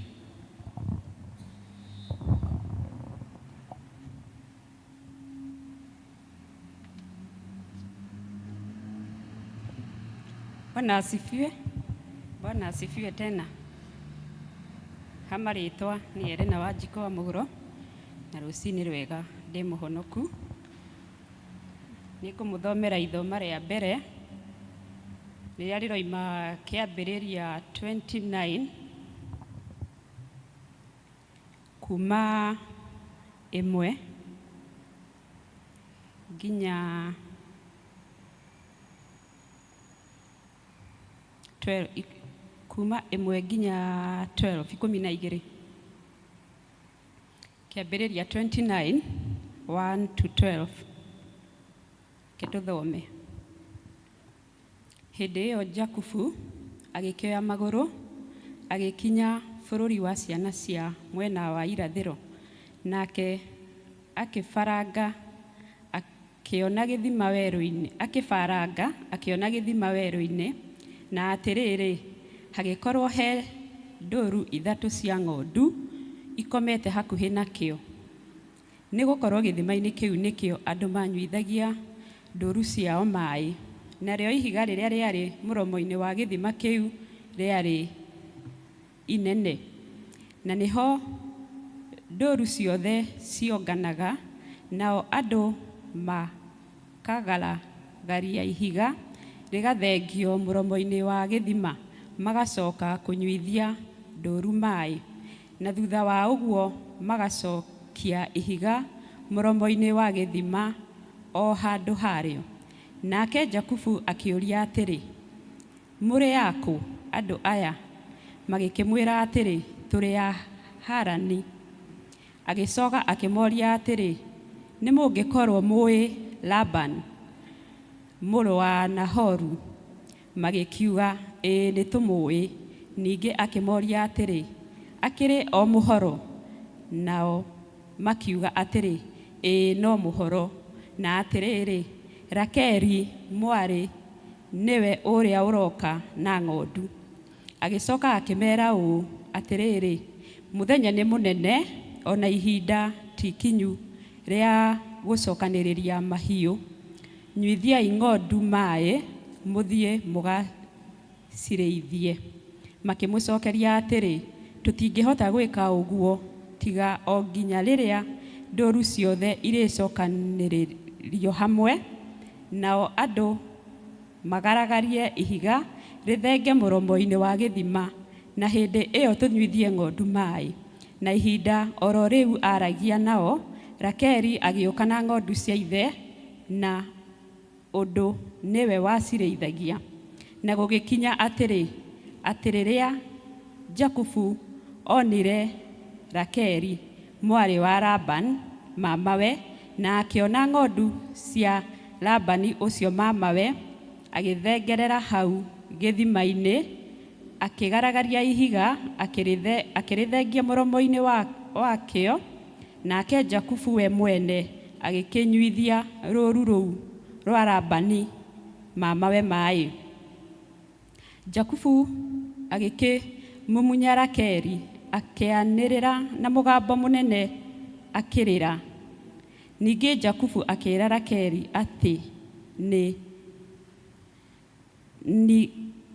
ketusokere 12. Nake Jakubu akĩĩra Rakeli atĩ nĩ mũihawe wa ithe na atĩ nĩ mũrũ wa Rebeka. Rakeli agĩgĩteng'era akĩhe ithe ũhoro ũcio. Icio nĩcio ciugo cia Mwathani.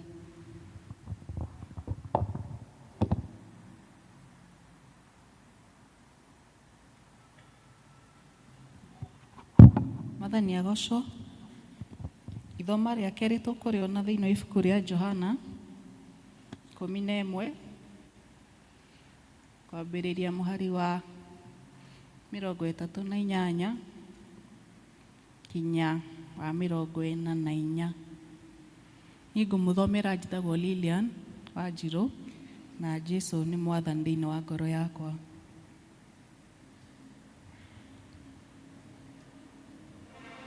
No tũthome hamwe. Nake Jesũ agĩgĩthiĩ agĩcayaga rĩngĩ na ngoro, agĩkinya mbĩrĩra-inĩ, nayo yarĩ ngurunga, na nĩ yahingĩtwo mũromo na ihiga. Nake Jesũ akiuga, eheriai ihiga. Nake Maritha, mwarĩ wa nyina na ũcio wakuĩte, akĩmwĩra, Mwathani, rĩu nĩakinyĩte kũnunga, amu nĩaninĩte matukũ 4 nginya akua. Jesũ akĩmwĩra atĩrĩ, ndikwĩrire atĩ wetĩkia nĩ ũkuona ũnene wa Ngai. Magĩkĩeheria ihiga, nake Jesũ agĩtira maitho akiuga atĩrĩrĩ, awa, nĩndakũgatha nĩ ũndũ nĩ wanjigua. Niĩ no ngũĩ atĩ nĩ ũnjiguaga hingo ciothe, no nĩndoiga ũguo nĩ ũndũ wa kĩrĩndĩ gĩkĩ kĩrũgamĩte haha, nĩguo gĩtĩkie atĩ nĩwe wandekirie. Na arĩkia kuuga ũguo, akĩanĩrĩra na mũgambo mũnene akiuga, Lazaro, uma. Nake ũcio warĩ mũkuũ akiuma, mũthae moko na magũrũ na matama. Naguo ũthiũ nĩarigicĩirio gĩtambaya. Nake Jesũ akĩmera atĩrĩ, muohorei, mũreke athiĩ. Icio nĩcio ciugo cia Ngai.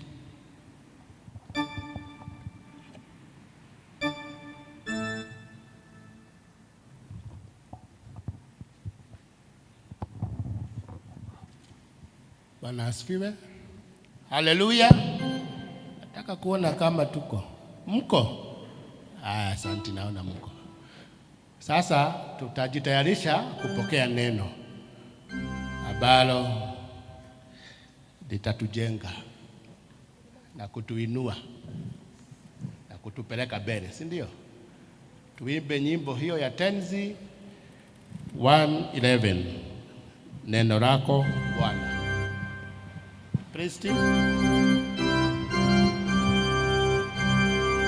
Neno lako Bwana ni imara sana, ndilo latuongoza, ndilo latufunza.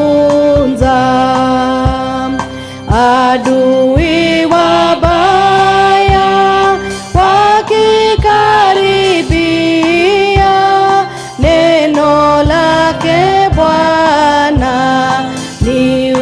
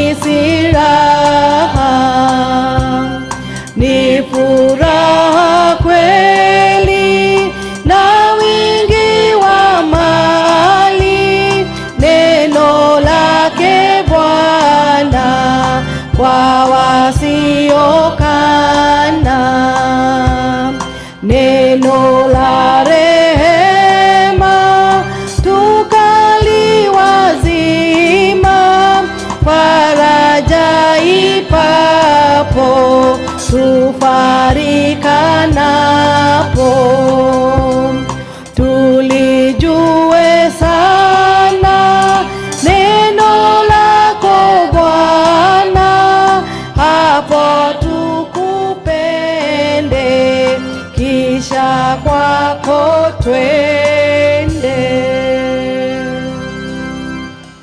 Ndoka kiugo-inĩ kĩa arĩa atheru, arĩa mahotanĩirwo nĩ Ngai, arĩa matuĩte matua kũrũgama na kiugo kĩa ma na kĩa ũthingu, aya matiũĩ gũtiganĩria, manjia rũgendo matitiganagĩria.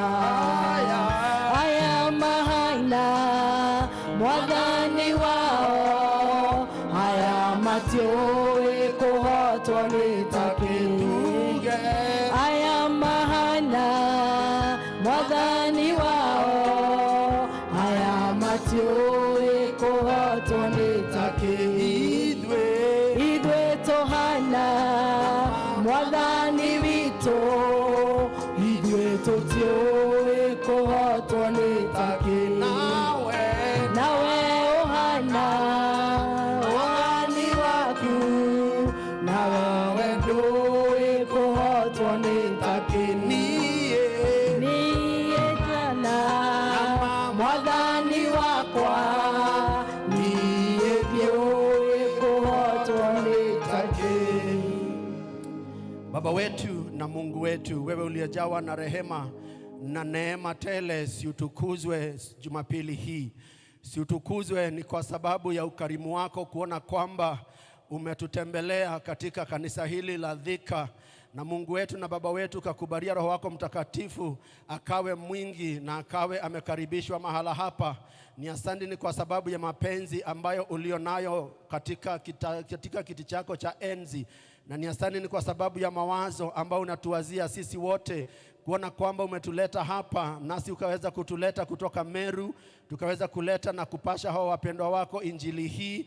Mwokozi na Baba yangu, ninaomba ukanipa mtiririko wa Roho wako Mtakatifu, nayo maneno ambayo ndakayo yanena yakaya ya mtiririko wa Roho wako Mtakatifu, na ili neno lako likaweza kuingia na kutawanya roho na nafsi, na ili Mwokozi likaweza kugawa, na ili Mwokozi likaweza kuunda na kujenga. Naenda Mwokozi kusimama dhidi ya mipango na mawazo yote ya yule mwovu, na kuyakataa katika jina la Yesu, na kushika mateka roho na nafsi na mawazo yote na kuyaelekeza katika hili neno. Tumeombea na tukaliimbia hili neno la kwamba ni neno la nguvu, ni neno la uponyaji, ni neno la kujenga. Ni asante ni kwa sababu linaenda kutujenga. Tutatoka kanisa hili kama tumekuwa na misingi imara katika jina la Yesu Kristo. Kaa nasi Baba yetu, utushike kwa mkono wako. Tutakapoingia katika tamati, tutakumbuka kusema ni asanti. Katika jina la Maulana tumeomba na kuamini.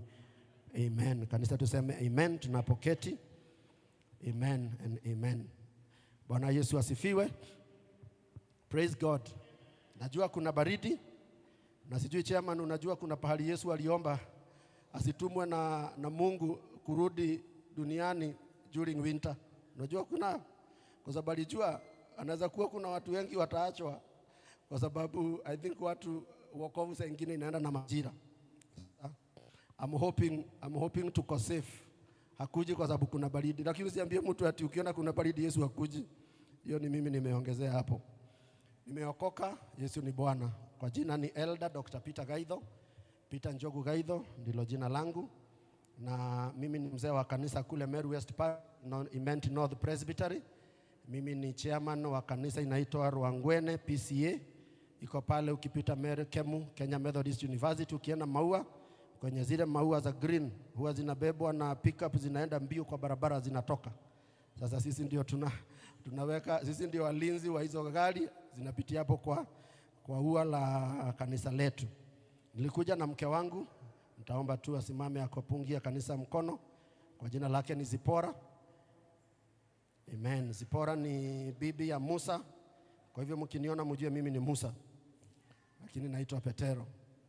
I'm also the CEO and director of Elephant Dental. Elephant Dental tunashughulika na kazi ya meno. Sasa kazi yangu nilikuwa naambia chairman ni ya meno na neno. Sasa nikija hapa Thika Town Church na waletea neno. Lakini tukipatana after kesho, after maandamano Tuesday, tuko pale Thika Town, kazi ni ya meno. Hapa silipwi, ukija kule utanilipa. Sasa hii mambo inakuwa mzuri namna hiyo. Na nilikuja na Kiswahili kimefika mwisho chairman. Nilikuja na tent, hema, ni hema ambayo imeandikwa Elephant Dental, ili ni watunuku na zawadi ya kuwapatia huduma ya bure ambayo ni ya kuwaelezea information desk, ya kuwaelezea kama uko na hitaji la meno. Hiyo ndio kazi yetu. Ofisi yetu iko pale Stage View Plaza, second floor, na hapo ndio tunatengeneza meno. Na madaktari wangu na marafiki zangu wako hapa ambao wanashika doria hiyo tent. Nitaomba wasimame ili nikaweza kuwatambulisha kwenu. Nawaona pale, ama naona kama ni mmoja. Kariuki anawasalimu, wapungie mkono tena. Asante sana. Huyo kijana anaitwa Kariuki. Ananiarifu ya kwamba yeye ni Gen Z, lakini kesho haendi maandamano. Ujue kuna kuja hataenda maandamano. Mungu pia ametubariki, other than kuhitibu watu meno na Elephant Dental, tumejenga the first referral dental hospital kule Meru, ambayo tunaenda kufundisha watu diploma courses za dental services, community oral health officers, dental technologists, dental nursing na dental assistants, ambayo tunaenda kuzidua mwisho wa mwaka huu. La mwisho tuko na mtoto mchanga ambaye anaitwa Eledent Toothpaste, ambayo tunaenda kukimbizana na Close Up na Colgate na White Dent. Sijui wewe unatumia gani? Sasa hiyo yenye unatumia uitumie mpaka iishe. Ikiisha kuna nyingine inakuja inaitwa Eledent Toothpaste, ambayo imetengenezwa na huyu jamaa. Hiyo maneno nimemaliza. Wacha sasa niwakilishe mwenye ambaye amenibariki na hizo baraka nimewatajia. Anaitwa Yesu Kristo. Sisi tunaishi Meru. Bibi yangu alinifuruliza asubuhi saa 10, nikakuwa hapa saa 1:30. Mkiona nikisinzia msijiulize kulienda aje. Ni kwa sababu ya kulala masaa 2 na lazima tungekuja. Niseme ya kwamba neno la Mungu limekuwa nasi kama familia na limetuongoza for so many years. Na nikija hapa si mara yangu ya kuingia kanisa hili. I think I ever came here 10 or 11 years ago, I can't remember, kukiwa na kesha na ilikuwa ya baraka, lakini sijapata nafasi nyingine hadi wakati Reverend Kamau aliponialika ili nikaje kumega hili neno la Mungu. Nitatumia lugha ya Kiswahili, lakini pia Kikuyu nina Kimanya. Sijui kama hicho ni Kiswahili in the first place. So nitachanganya lugha zote ili niweze kuwa na kila moja. Ningetaka kuongea kuhusu kuondoa mawe ama roll away the stone. Wale ambao walishiriki nasi kwa lugha ya Kimombo, we said that we are unable to move forward because of an obstacle called a stone. Tukasema ya kwamba saa ingine Wakristo wanakosa kufikia malengo na maazimio yao kwa sababu ya visingiti ambazo zinaitwa mawe. Na baadhi ya mawe ambayo ningetaka kuzungumzia leo hii, wengine wetu najua utakuwa ukijikuna kwa vidole zako za miguu, ni kwa sababu utajiuliza ni aje daktari alikuja kuniguza, ni aje daktari alikuja kunikanyanga mguu. Ni kwa sababu mawe zingine ambazo zinatuzuia to achieve our potential ni zingine ni za kujiwekelea.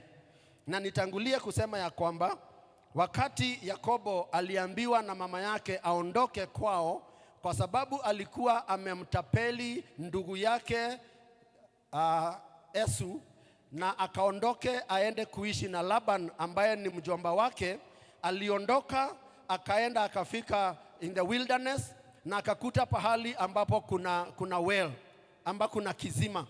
Kisima kile tumesomewa vizuri ya kwamba kilikuwa kimefungwa na jiwe, nao wale watu ambao walikuwa ni wachungaji walikuwa wanakaa mle karibu na ile bawa na bila kusongesha mawe mpaka wakati walinda all the shepherds watakuja ili waweze kuondoa jiwe pamoja.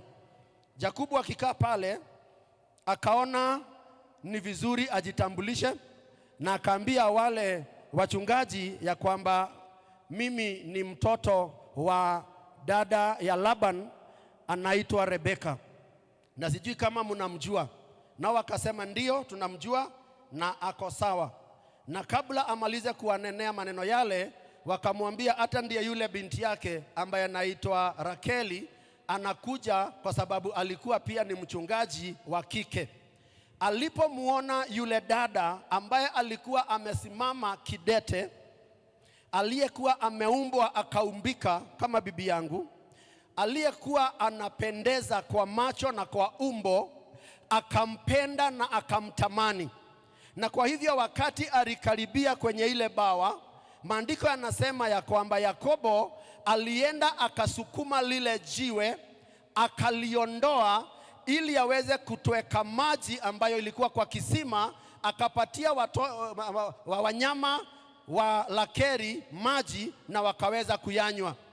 Halafu akamwelekea Rakeli akamwambia ya kwamba mimi ni binamu yako, mimi ni mtoto wa dada ya baba yako ambaye ndiye anaitwa binamu.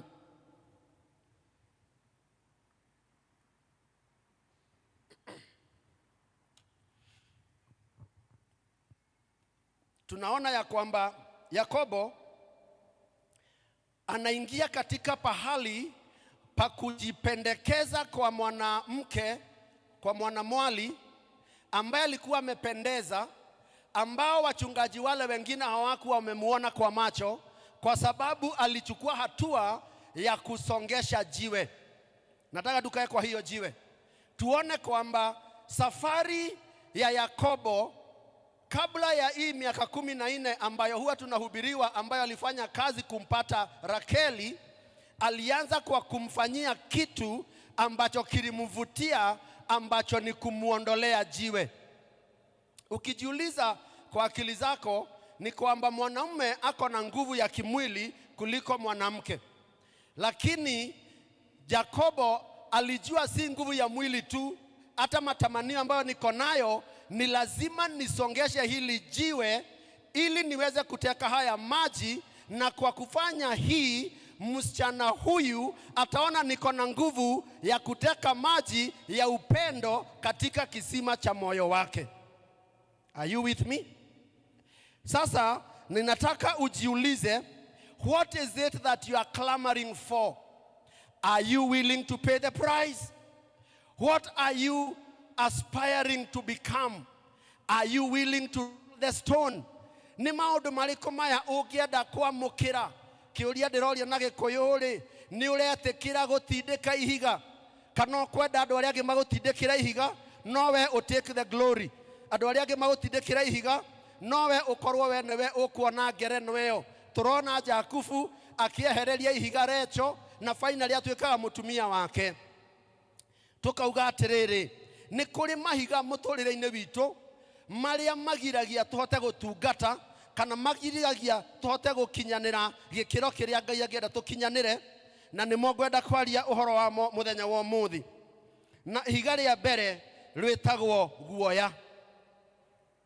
Rwitagwo ki? Guoya. Fear. Being afraid.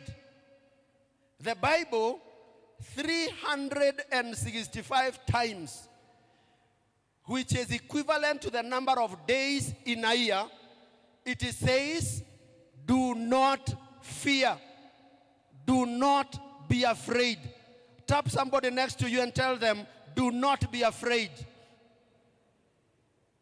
Tiga gwetigira, because that is what the Lord is telling you. Do not be afraid. Yes, we don't know what tomorrow holds. Yes, we don't know how Sabasaba ya kesho itakuwa. I don't know what tomorrow holds, but I know who is holding my tomorrow. Amen? So I am not afraid, not because I'm guaranteed of a better tomorrow, because I can imagine it, but because when I look to the cross, I can see Christ holding my tomorrow. Amen? I don't know what will happen to this country, Chairman, because we are all in pain because of the things that we are seeing the government doing, and I will not want to talk about the government and its problems in this altar. All I will tell you is, the future of this country is in the hands of God. The future and the next government and the next governments that will come and rule over our land and nation will not be dependent on the ballot only, but what the ballot in heaven says about Kenya tomorrow. Amen? Yes, Gen Zs may try to do something to better our tomorrow. Yes, they will want to shout loudly and speak about the vials and the vices of the government, but I will tell you, it is only God who can roll this stone away from us. Amen? In fact, I'm told kulikuwa na daktari yuko on Sunday, Dr. Matiang'i, ni kitu kama hiyo. Ama alijua kuna Dr. Gaido atakuja hii Sunday. Sasa hii inakaa Doctor's Plaza, ni pali ya madaktari kutembeanga tu. Yeah? They would want to form the next government. But until and unless heaven rolls the stone for them, itakuwa ni story tu, itakuwa ni one term, itakuwa ni wamunyoro, itakuwa ni hii maneno. But I'll tell you, I will not give up. And I will not be afraid, because I will trust in this God. Amen? Yes, we'll cast our vote. Yes, we will do all those good things, but we'll let God do that which only God can do. Amen? Mawe ya uoga or fear inaletwa na experiences ambazo tunazipitia kwa maisha. Uoga huwa inaletwa na mambo mbili. Ya kwanza is what you see with your eyes. Ya kwanza is what you see with your eyes. Number two is what you hear with your ears. Kuna mawe ya uoga ambayo inauzwa kwetu. In fact, Gen Z wanasemaga usiniuzie uoga, kwa sababu uoga ingine inakuja kwa kuona na kwa kusikia.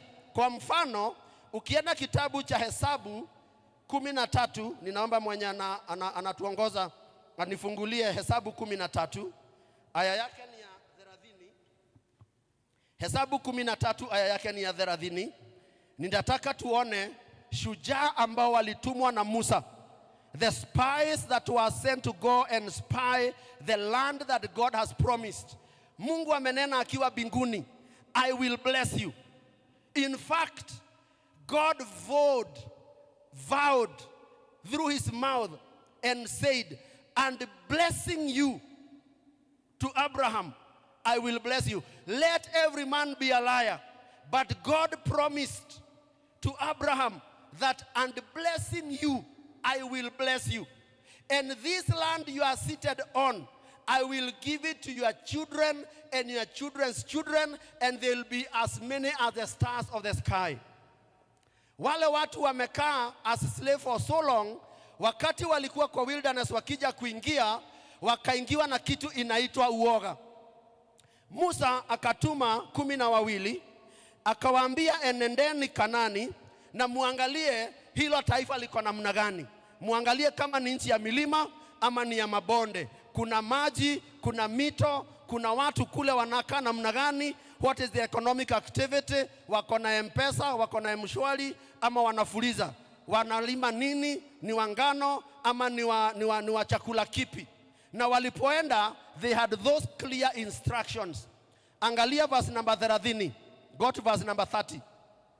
Waliporejea, ndio nataka kukimbia pale, walikuja na wakaambia Musa na Aroni na watu wote ambao walikuwa pale.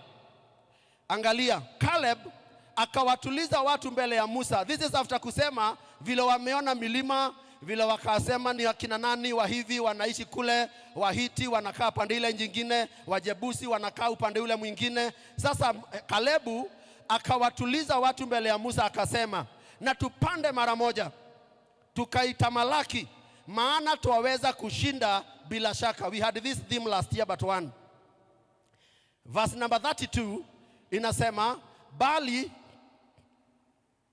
31 mbali wale watu waliopanda pamoja naye wakasema, hatuwezi kupanda tupigana na watu hawa, kwa maana wana nguvu kuliko sisi. Uoga, kuziwa uoga kwa macho. Na sasa wameingiza uoga kwa kuona, na wameletea wana wa Israeli uoga ya kusikia.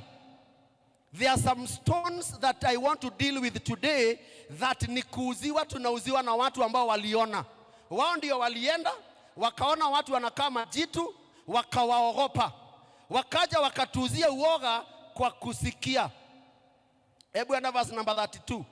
Inasema ya kwamba wakawaletea wana wa Israeli habari mbaya ya nchi walioipeleleza. Wakasema, ile nchi tulioipita kati yake ili kuipeleleza ni nchi inayowala watu wanaoikaa. Yani wale watu ni walaji watu. Na kama wanakula watu wenye wanakaa kwa hiyo nchi, na sisi wageni tutatumiwa kama toothpick. Watakuwa wamekula wale watu, sisi ni toothpick ya kutoa nyama kwa meno. Elephant dental. Na watu wote tuliowaona ndani yake ni watu warefu mno. Mlikuwa mnafikiria chairman wenu ni mrefu? My friend, ulizeni Caleb na Joshua na wale watu walienda kuspy the land. Enda verse number 33 na ndio ya mwisho. Kisha huko tuliwaona Wanefili, wana wa Anaki, akina Goliath, waliotoka kwa hao Wanefili, tukajiona nafsi zetu kuwa kama mapanzi, grasshopper, na ndivyo walivyotuona sisi. Let me tell you, wanaleta habari ya kwamba wale Wanefili, wale mataifa wanaishi Kanani, ni watu warefu, watu wa miramba minne, according to Kiswahili Mufti. Ni watu warefu, ni watu wanakula watu. Sisi tukijiangalia na tuangalie penye wako, ni kama hii nyumba yenu, ni kama hii pira, maybe ndio pira ya kimutu kimoja. Wakajiona sisi ni kama panzi, ni kama grasshopper. Na wao wakituangalia wakaona ishi ni itono, ishi ni itono. Na wao wakijiangalia wakaona haganema na hangatu itono by the way. And that is the report they took back to Moses.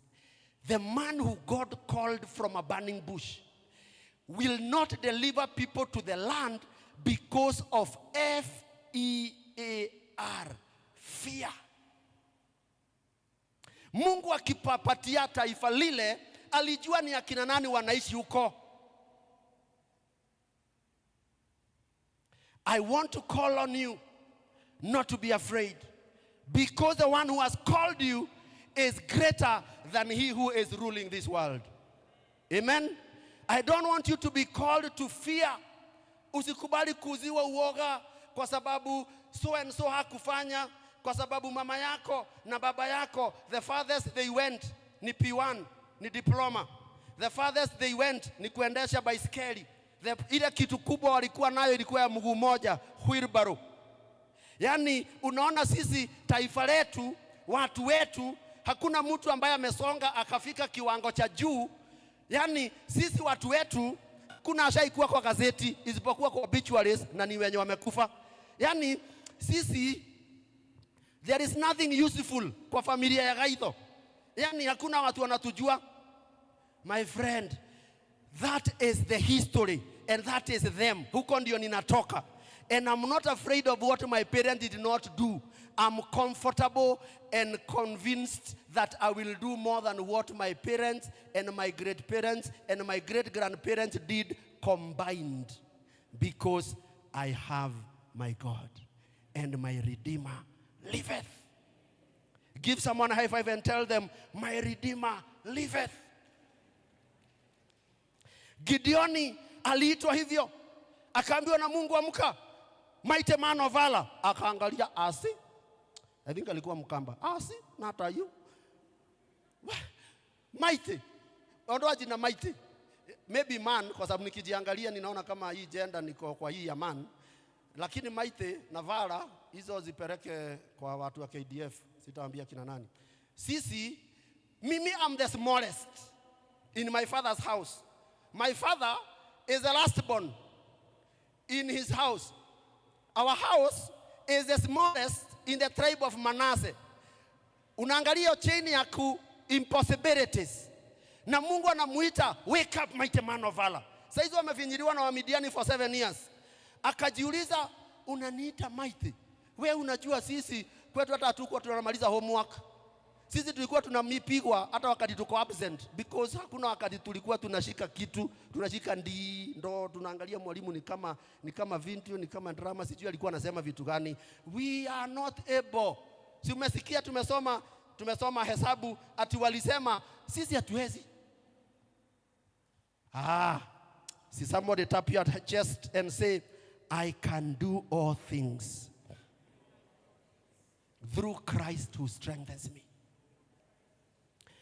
Remove that stone of fear.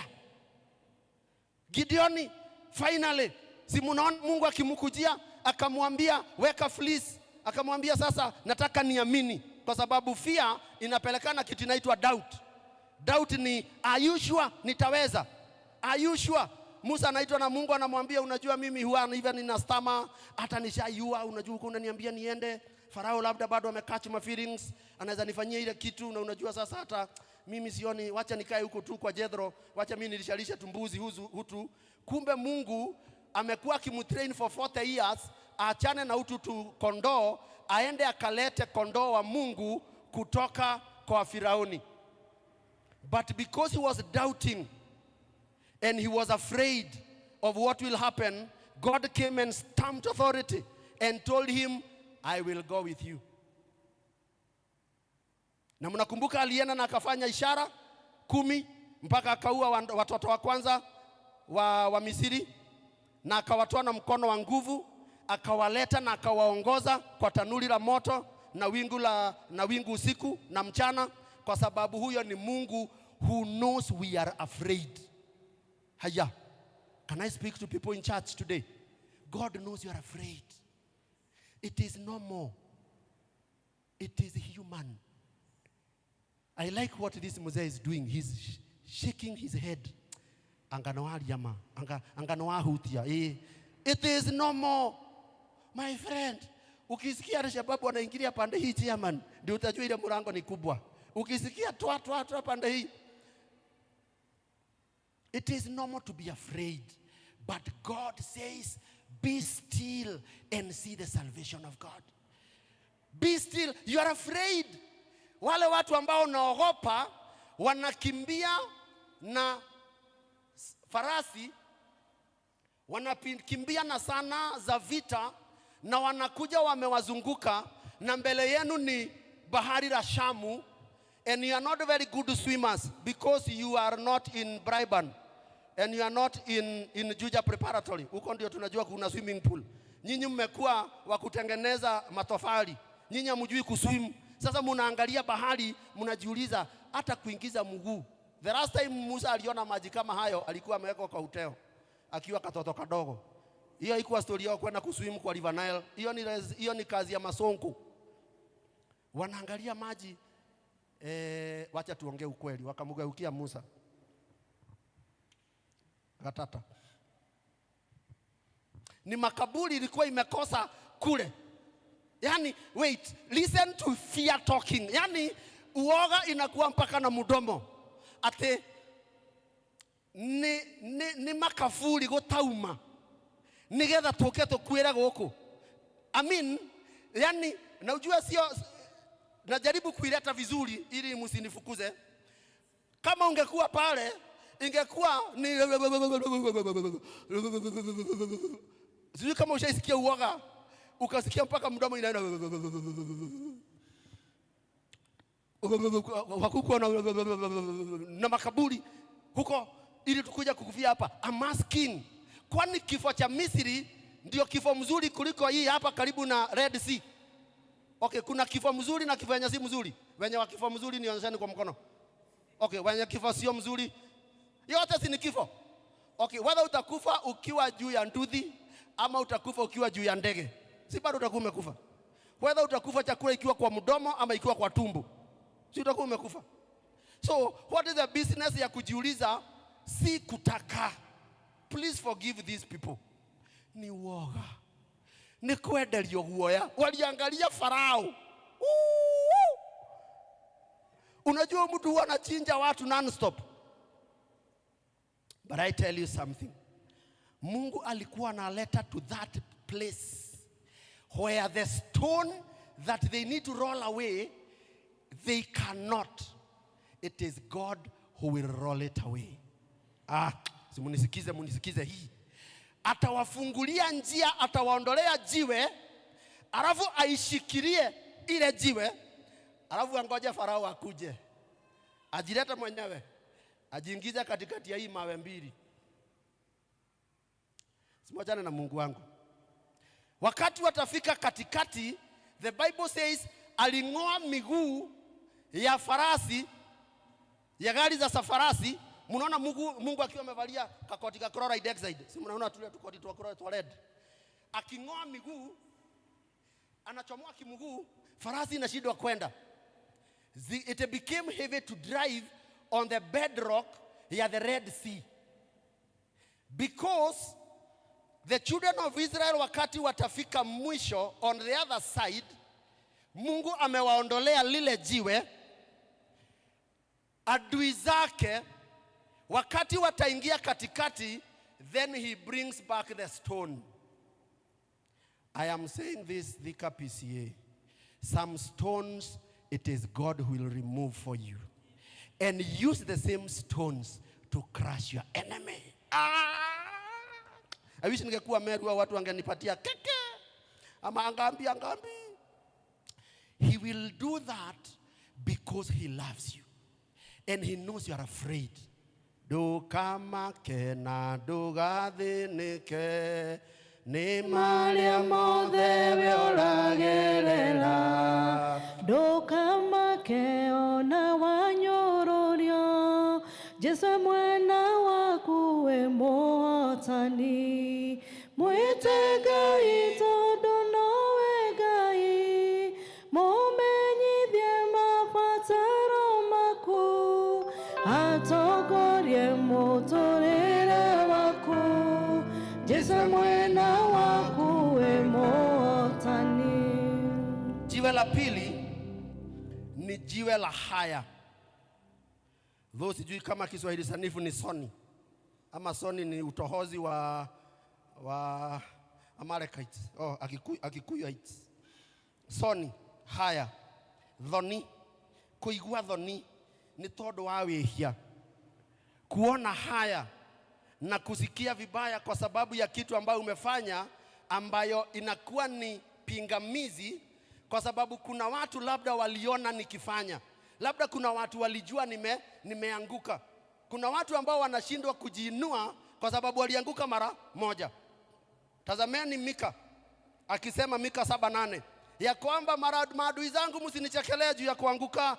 Hapana, mtu wa Mungu anaanguka hata mara 7 na anaamuka tena. I tell you church, do not let the stone of shame stop you from serving God, stop you from moving forward.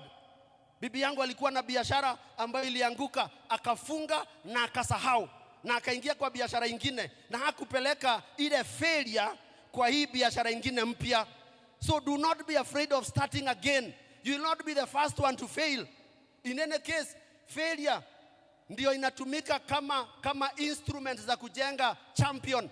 Ni champion yupi ambaye hakujaribu akashindwa, akajaribu tena akashindwa, akajaribu tena akashindwa, siku moja akaibuka mshindi. Do not be afraid.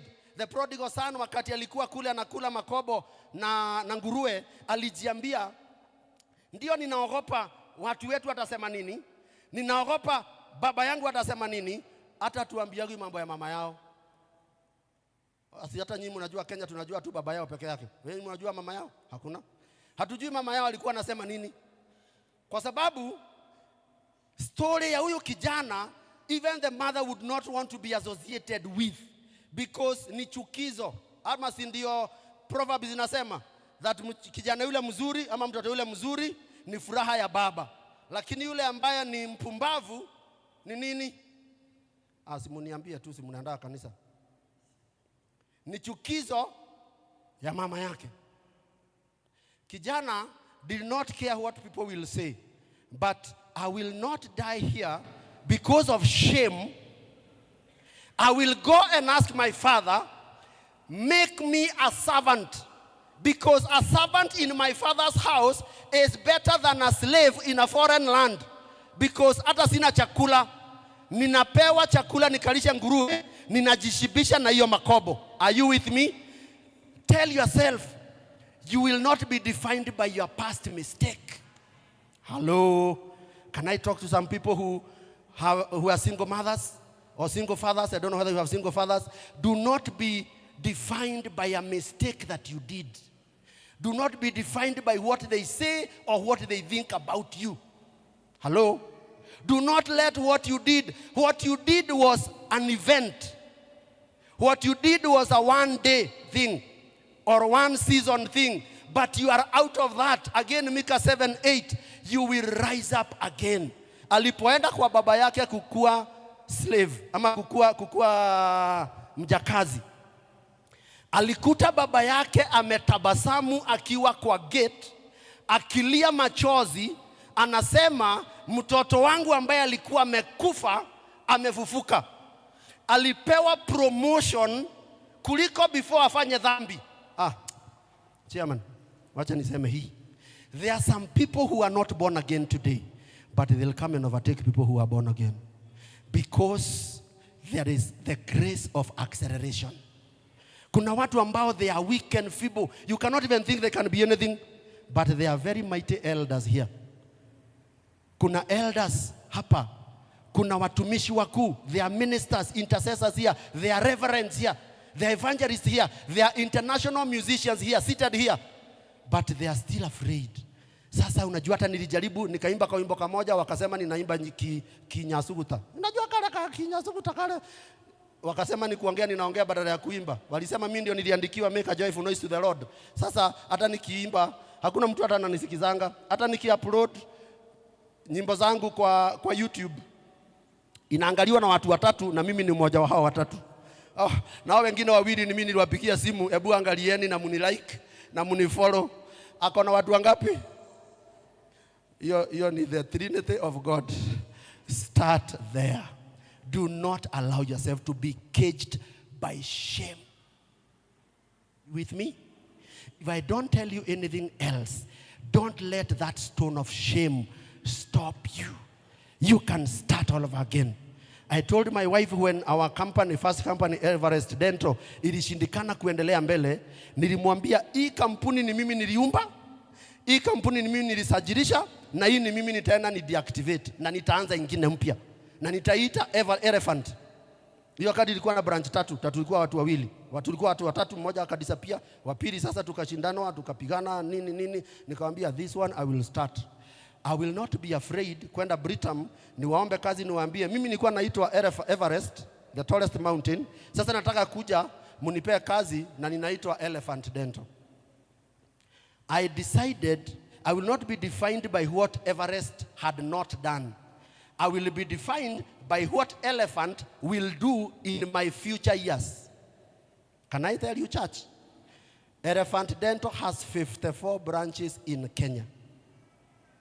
Hello? Everest had 3 branches. Elephant has 54. Kuna mtu alienda ChatGPT akauliza which is the biggest dental chain in Kenya.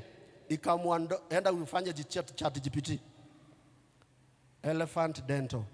Ikasema 52 branches. Mimi ndio najua the other 2 because mimi ndio mwenyewe.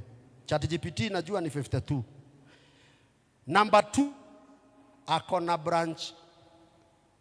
Are you with me? Yani yako 10%, yako fungura 10 penye tuko. What if I was caged by shame? Ya kuenda Jubilee niwaambie sasa mnajua mimi hii maneno imetushinda, wacheni tu tufunge hii kazi, nirudi nikalime kwero. Where would I be today? But now today, nobody talks about dental services in this country and not mention the preacher of the word today here. because of the work I have done with this, my wife. So if I'm just not preaching on the Christian circles, so even in our carnal life, so with our professional activities, do not fail to start that business. Kwa sababu uliweka ukakosa wanunuzi, ama uliimba wimbo ukasikia unaimba Kinyasuguta, ama ulianza kama mimi sasa unajua siwezi kuwa deacon hata nisikiza. No, do not let shame stop you. Amen. Number 3, pain and trauma. Uchungu. Sometimes we are stuck in pain. Yani ulisikia uchungu mpaka hutatoka hapo. Oh God, I thank you. Jabez, 1 Chronicles, I never even prepared for that one. It has been deposited fresh. Jabez was defined, and his name, the mother called him pain. I love the Holy Spirit. Mimi sijui ametolea wapi. Hiyo ni yenu brand new. Alimuita uchungu kwa sababu yeye alisikia uchungu. She was stuck in pain, and she decided the generations after this one wakuwa wakiitwa Balearuo, Balea Jabez. Are you with me? Huyu mtoto nilimpata kwa uchungu sana. But Jabez said no. I think Jabez alikuwa wa PCA church kwa sababu I think alisikia his sermon. Na ujue ni ukweli kwa sababu alisema, hebu tuende hiyo Chronicles, ni 2 Chronicles chapter 4 verse number 9 and 10. He went to the God of Israel and said, "Oh, that you will bless me indeed." Si mtu atufungulie hiyo.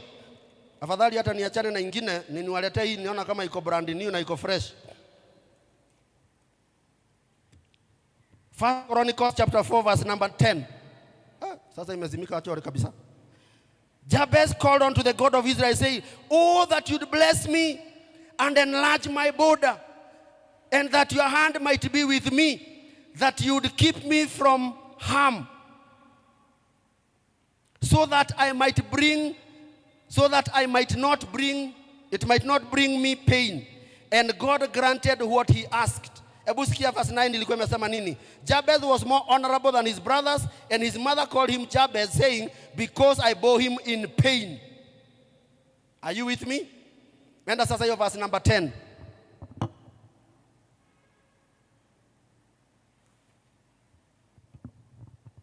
Ni vizuri kwenda kuhubiri na bibi yako for obvious reasons. And Jabez called unto the God of Israel, saying, "Oh, that you'd bless..."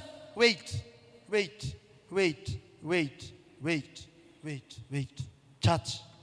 Wenye wanalala ebu amukiani niwaambie kitu afu muendelee kulala. Mbona mama yake hakuita huyo Mungu? Wait. Mama yake ndiye alisikia uchungu na akaita mtoto uchungu, si ndio? Why didn't she call that God? That is what will be the difference between you and the rest of us in this church. Msiulize kulienda aje. Msiseme kwani akina nani walirogwa? Oh, kwani akina nani tu ndio huwa nabarikiwa? Hapana. Mimi niliamua nitaombea familia yangu. Nitasimama na jamii yangu. Waseme wasiseme, mimi ndio niliita Mungu. 1997, somewhere in Kajiado County, when I was in Form 1, that I want to be a great man in this republic. Ask me, I was there 28 years ago when I was getting saved. And I told God, Psalms 1 verse 3, whatever I do, I will prosper. I went to a day school, Bafuni Secondary School. I scored an A. I went to Nairobi University, I became a dental surgeon. I was the best in my class. I'm telling you, I lead from in front, and I've always told people that this is what God can do. Are you listening? Jabez did the same. I think alikuwa kanisa yangu. Ama nifungue kanisa. Hapana, wacha nikae PCA. Hii inanitosha. That you'd bless me indeed and enlarge my territory. Ujue hii territory anaitisha ndio mama yake anaishi. Basically anajiitishia urithi. Ebu sukuma mandugu zangu na hapo mbele kidogo. Ebu fanya hivyo na mguu yako. Ebu sukuma wengine na hapo mbele kidogo. ili nitoshe hapa. Si mnajua hata mimi ni ndovu. Si mnajua elephant dental kubwa au elephant ni kubwa. Sasa si unisongeshe Mungu tu. Unajua wakati DRC waliingia East Africa, nilishukuru Mungu kwa sababu I'm targeting that market ili niguze Atlantic Ocean. Sasa vile niko Kenya, nikiingia Uganda, Tanzania, nikienda hivi, nataka nikanyange Atlantic Ocean ili nikiinua mkono hivi nijione Chad, Nigeria, Cameroon, nikipanda hivi, nikiinua mkono pande hii ninajiona Namibia, ninajiona Lesotho, Swaziland, hapa juu kidogo Mozambique, Namibia, Zimbabwe si sana, maybe Zambia. Yani that is my prayer, na ninakuja kuambia saa hizi nikihubiri. See, then you join me, tupatane 20 years from today. Ili tukipatana somewhere in Los Angeles, tukiwa tunakunywa juice yenye inakuwa na kamwavuli, tusemage kumbe Mungu alikuwa anatusikiza tukiomba hii maombi tarehe 6 mwezi wa 7 20 years ago. Na tukasomewa na mhubiri wa hiyo siku, na ninamuona pale wakiwa na bibi yake, na si mwingine ni huyu. Msianze kusema watu wakifika hapo lazima wabadilishe number plate. Hapana, hii yangu haibadilishwi na anybody. But God expanded him. Are you hearing what I'm saying? That it is possible to not let trauma. Ebu sikiza kuzada ile part ya mwisho. That your hand would be with me and that you will keep me from evil. Why? That I may not cause pain. You know, this is a very powerful prayer. That my name is pain, but let me be the last of that pain. Mimi ndio wa mwisho kuitwa huo uchungu. Wengine watakuja kizazi baada yangu, hakuna watasikia uchungu kwa sababu yangu. Kwa sababu yangu kutosameheana. Waliniibia na mimi lazima niwaibia tutoshane. Hapana. Mimi waliniibia, nimewabarikisha. Wananiibia, ninawabarikisha. Na Mungu ananipatia ingine. I will be the last that feels pain. I don't know who God is speaking to. You are not able to forgive. It is true they wronged you. I agree. And that is where we are coming from. Pain. Jesus went through 50 times what you go through with your neighbor, with your employee, with your employer. Yet when he was dying on the cross, the 7 things he said, one of them was, Father, forgive them, for they don't know what they are. Forgiveness does not help them. Forgiveness helps me to rid of the pain. Because it is possible to cause pain unintentionally because you are already hurt. Unajua kuna watu ambao huwa wanalaani watoto wao chairman, si kwa sababu walitaka, ni kwa sababu babu yao na baba yao, the only thing walikuwa wanatoa kwa midomo yao ni kwamba wewe ni mjinga kama, si unimalizie. Hata nyinyi mnajua, si ndio? You decide you will be the last one of that generation kuwa mjinga kama mama yako. Wacha mimi na mama yangu ndio wajinga wa mwisho. Lakini kutoka mimi kuenda kwa watoto wangu to the future generations, we are the foolishest. Mimi na mama yangu. But the rest kwenda mbele, they are the blessed of God. Amen? That is what Jabez is saying. That I'm the last of pain. These other generations that are coming. Hii jina hata msiite watoto wangu. Because haitakuwa. Can you lead the last part? All of us, church. So God granted him what he, louder. Aki siwasikii, na ninasema sasa ni mambo ya kusikiza ground. Mimi siwasikii. Hebu nisikie kwa nguvu. Nisi wakati wa kusikiza ground. Hebu semeni kwa nguvu.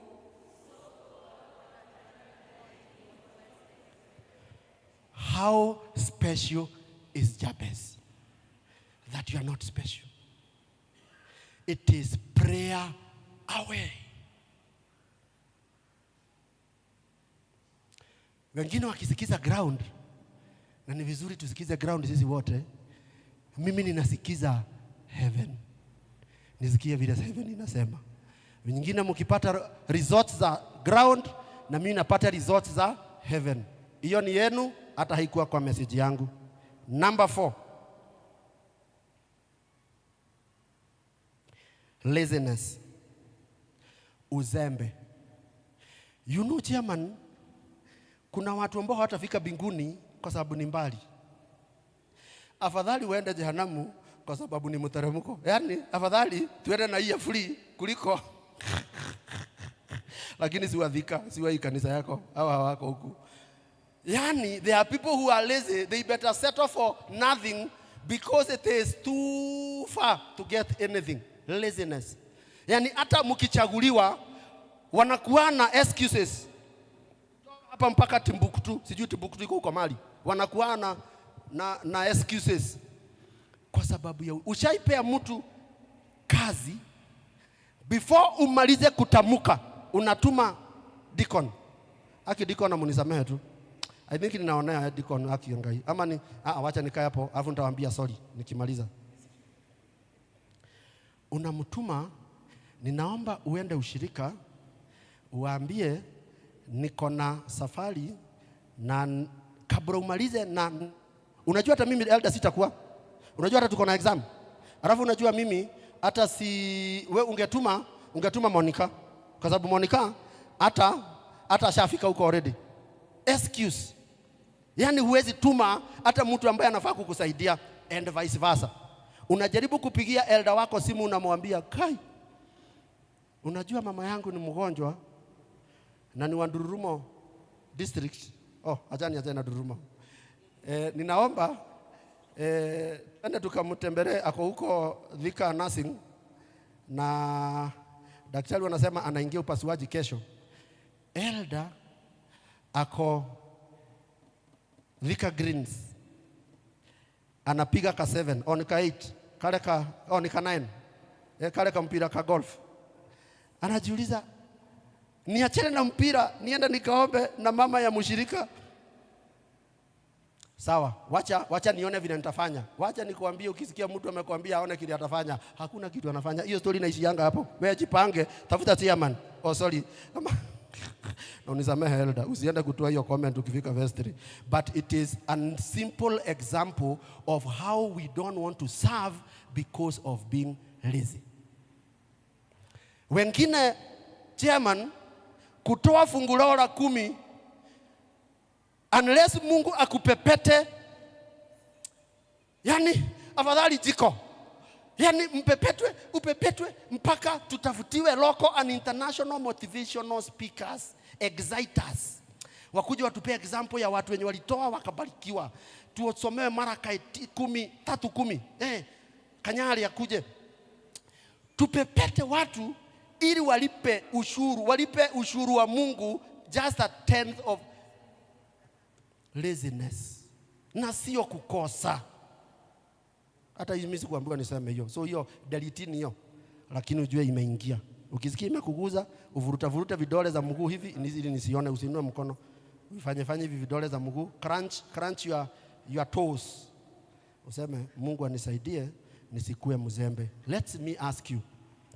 Noah, Mungu akimwambia ajenge Sabina, alimwambia how long it will take? Alimpea nini? Measurements.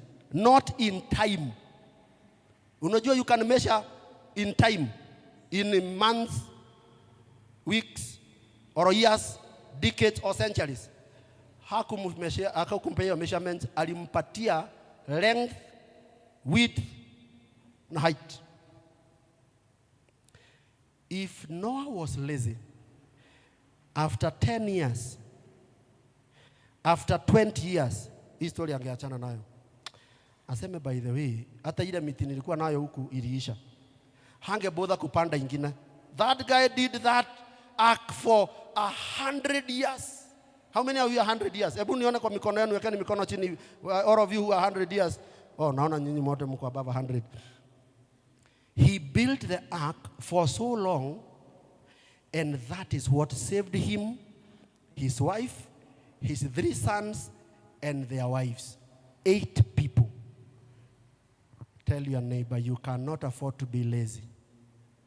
Huwezi zembea kupanda na yetu tangoja kuvuna. You have to be patient. You have to be hardworking. Upambane, ungangane. Like the woman who was bleeding, ungangane. Alafu uimbe ile wimbo tunaimbaga, ngogiginyana na ndoaya hige matondika maigwe ginya wore utiageshore kia nguo yaku. Kungangana is not for the lazy. No, it takes effort. It takes commitment. Ni kungangana, with or without harufu. Watasema nini? I will still go. Number 5. Pride. Kiburi. Kuna mawe inaitwa kiburi ambayo unajiona wewe ndiye SI unit. Unajua SI unit ya measuring ni meters. Ya uzito ni kilograms. Na ya urefu ni height. Yeah? Na ya force ni newtons. Sasa wewe ndiye SI unit ya wale watu wazuri. Na righteousness. Na watakatifu. Kiburi ni mbaya kwa sababu inakuonyesha hakuna mtu mwingine wa maana karibu na wewe. Wewe ndio umefika. Wewe unajua, by the way mimi ndio chairman wa kanisa yetu. Unajua nikiwa chairman, ili niseme chairman huyu mwingine nikote kuinvitiwa tena. Nikiwa chairman, watu wengine wote wako chini yangu. Kiburi inakuzuia kufikia malengo ambayo Mungu angetaka upate because unajiona ni kama umefika. But let me tell you, for the humble, for the meek, they will inherit the earth. Why will the meek inherit the earth? Because they were not too proud, because pride limits your environment. Tulikuja na bibi yangu tukiongea kuhusu I do training for my juniors wenye wanatoka shule juzi na wapatia internship na wafundisha. Mtu akimaliza miezi 2, miezi 3, pembe kanachomoka, pembe tunashikanga tukiwa first floor. Ili angalau asikie tunamuita, tunashika pembe tukiwa first floor. Kwa sababu umefundisha mtu kungoa meno miezi 2, miezi 3, mwezi wa 4 haezi ambirika anatembeanga hivi. Anaongelesha patient, unaweza fikiria yeye ndiye Dr. Gaitho and the wife combined. Kiburi. Unajaribu kufundisha mtu, unachungulia akitengeneza patient meno, akiona unaangalia, unasikia mtu ana click na huko ndani anaangalia nini, si kitu ninajua. Akimaliza mwezi wa 7 ana disappear, ana look for excuse, anatoka huko hata nilipi vizuri ama sijui vitu gani. Sasa tukipatana baada ya miaka 5 6 ameenda like 20 places kwa sababu zote anafutwa, hajui kitu. Kiburi. Kwa shule yako nataka kuwa mwanafunzi, ewe Mungu. I don't want pride to limit me that this is the farthest I can go, because pride shows you this is the farthest. Unajua unajiona uko mbali sana. Na wenye ambao ni they are the meek, they don't even pretend they know anything. Wewe unaweza pitana na watu hapa by the way, hata huwezi jua anakuwa na Mercedes, hata huwezi jua anakuwa na Lexus hii mpya ya 570, hata huwezi jua wanakimbiaga Dubai na kurudi. Na sisemi bibi yangu, yani I'm saying, yani kuna watu hata washindi wakisema, yani wananyamazanga tu. Na wewe unaona ulifika huko. Jona anatumwa na Mungu, anaambiwa go to Ninawi, uambie wale watu wamekosa, dhambi zao zimesikika kutoka chini mpaka mbinguni. Anasema, who are you? Who do you think you are? Mimi niende? Hai. Anachukua merikebu ya kwenda Taashishi kwa sababu hataki kuchoka na hataki kujionyesha yeye ni duni. Kiburi inamwambia hawa watu ni wako, wewe deal na wao vile unataka. Go and read Jonah chapter 1. Alikataa kwenda, hao ni watu ni wako, wewe deal na wao. Mungu naye akajua wewe hujui. Akatayarisha nyangumi. Jonah akiwa kwa merikebu, wakati mawimbi ilikuwa mingi, iliyumba, akaambia watu nirusheni kwa maji. Yani kiburi inakufanya you commit suicide. By the way, chairman, wacha nikomee roho ya suicide. Ati unajiua ili wasikie vibaya. Si tuseme shetani ashindwe. Wait, tutasikia vibaya aje tu umekufa? Oh, mama yako asikie vibaya. No, boyfriend asikie vibaya. No, your wife, sorry, your husband. Wait, your child, ngoja. Nani asikie vibaya? Wewe ukijiua ukufe, wewe ndio unasikia vibaya ukienda. Na utasikia for long. Hapana, ukimaliza kukazima hivi, fanya hivi mara 3 4, alafu ufunge, hata hiyo kusikia vibaya inaishia hapo. Wewe na jehanamu uko na meal card. Kula ni chakula tu straight. Unaingia lunch, unapakuliwa ukingoja sherehe. Jonah ana commit suicide ili asiende, na siwaambii kuhusu ametumwa na Dr. Gaitho, ametumwa na God himself. Mungu na akajua, wewe na utajua hujui. Unajua Mungu anajua kudili na Gen Z.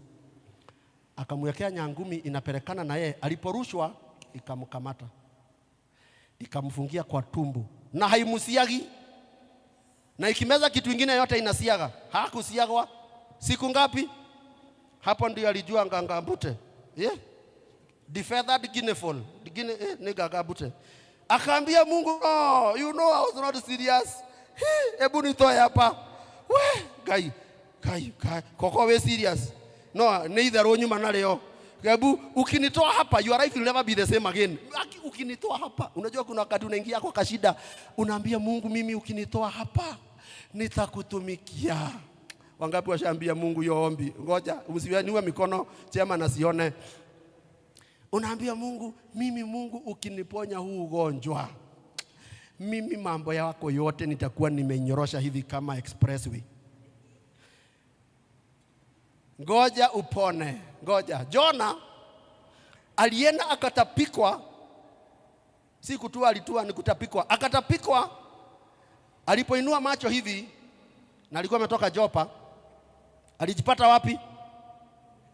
Simu niongelesha tu. Nineve.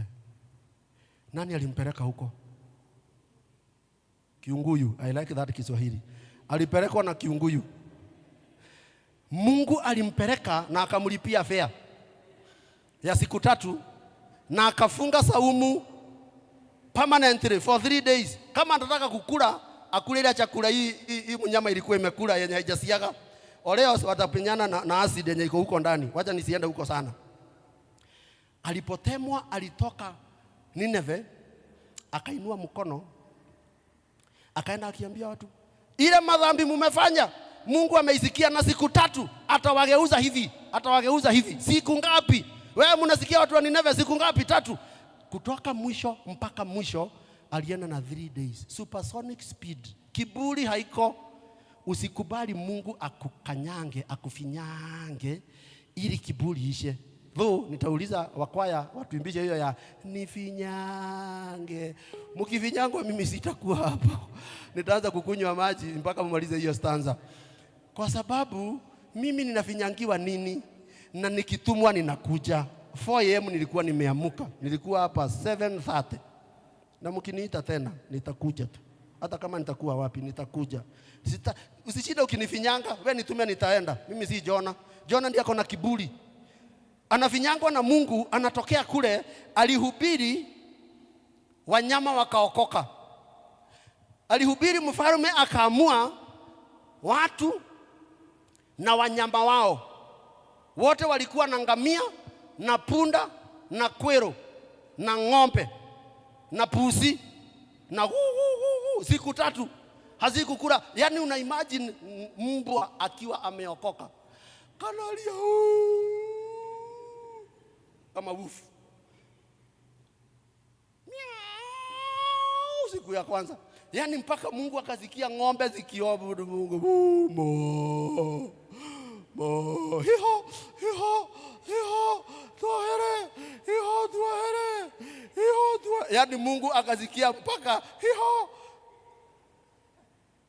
Kama wangekuwa na kiburi, I tell you for free, so many Sodom and Gomorrah chapter 1 verse 1. Mungu hadhihakiwi. Angewafanyia ile kitu, na hiyo kitu haijaisha, bado iko. Inagoja watu wengine. Wale niliwaambia wakolezi kutoomba na kutosoma Biblia na kutotumika. Si mnajua kwenye wataenda kule, hiyo moto inawangoja. Watu wa Nineve hawakufanyiwa hivyo because they were not proud. Are you with me? Please humble yourself. In fact, si utuimbishe hiyo. Humble yourself before the Lord, He will lift you up. Yetu mara ya pili, humble yourself before the Lord, He will lift you up. He will do what? He will lift you up. He will lift you up. Humble yourself before the Lord, He will lift you up.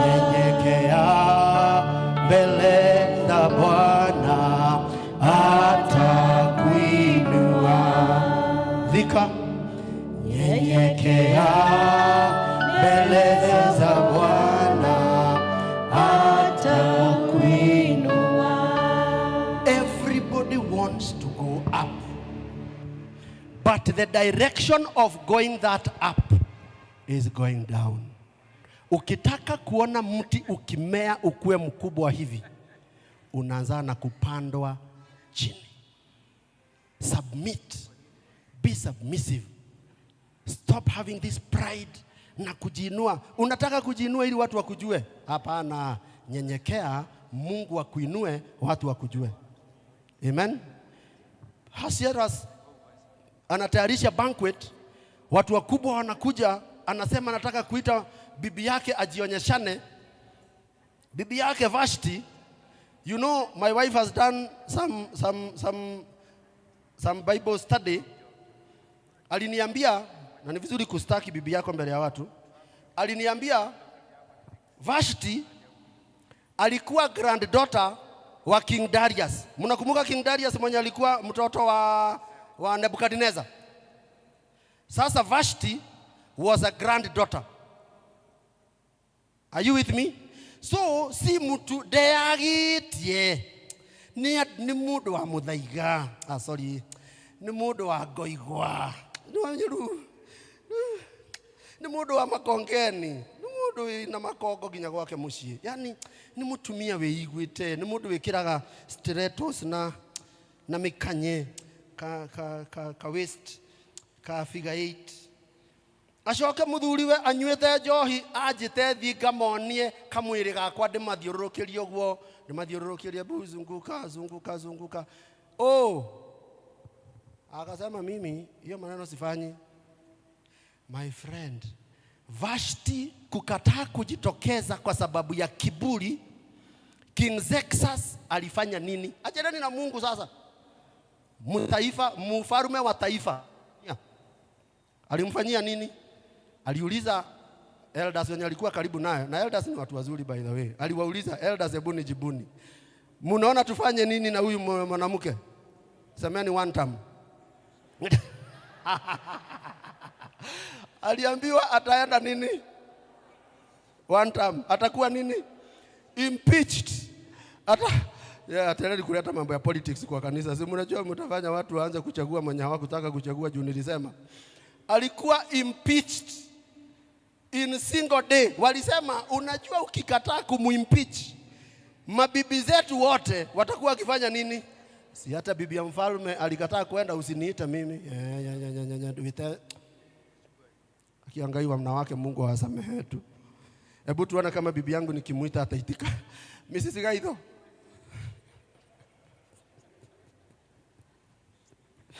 Ili tujue kama atakuwa impeached.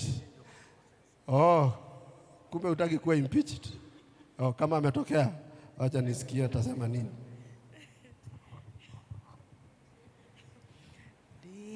Dihotabu shono kare atende wa Jesu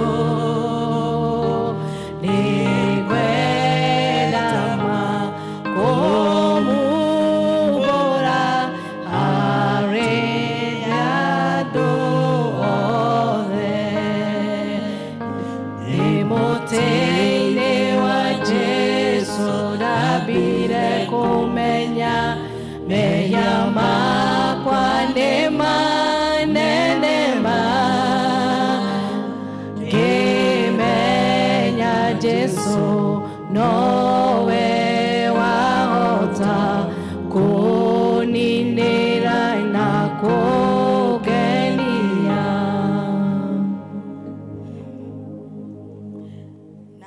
na pride re alipeana excuses.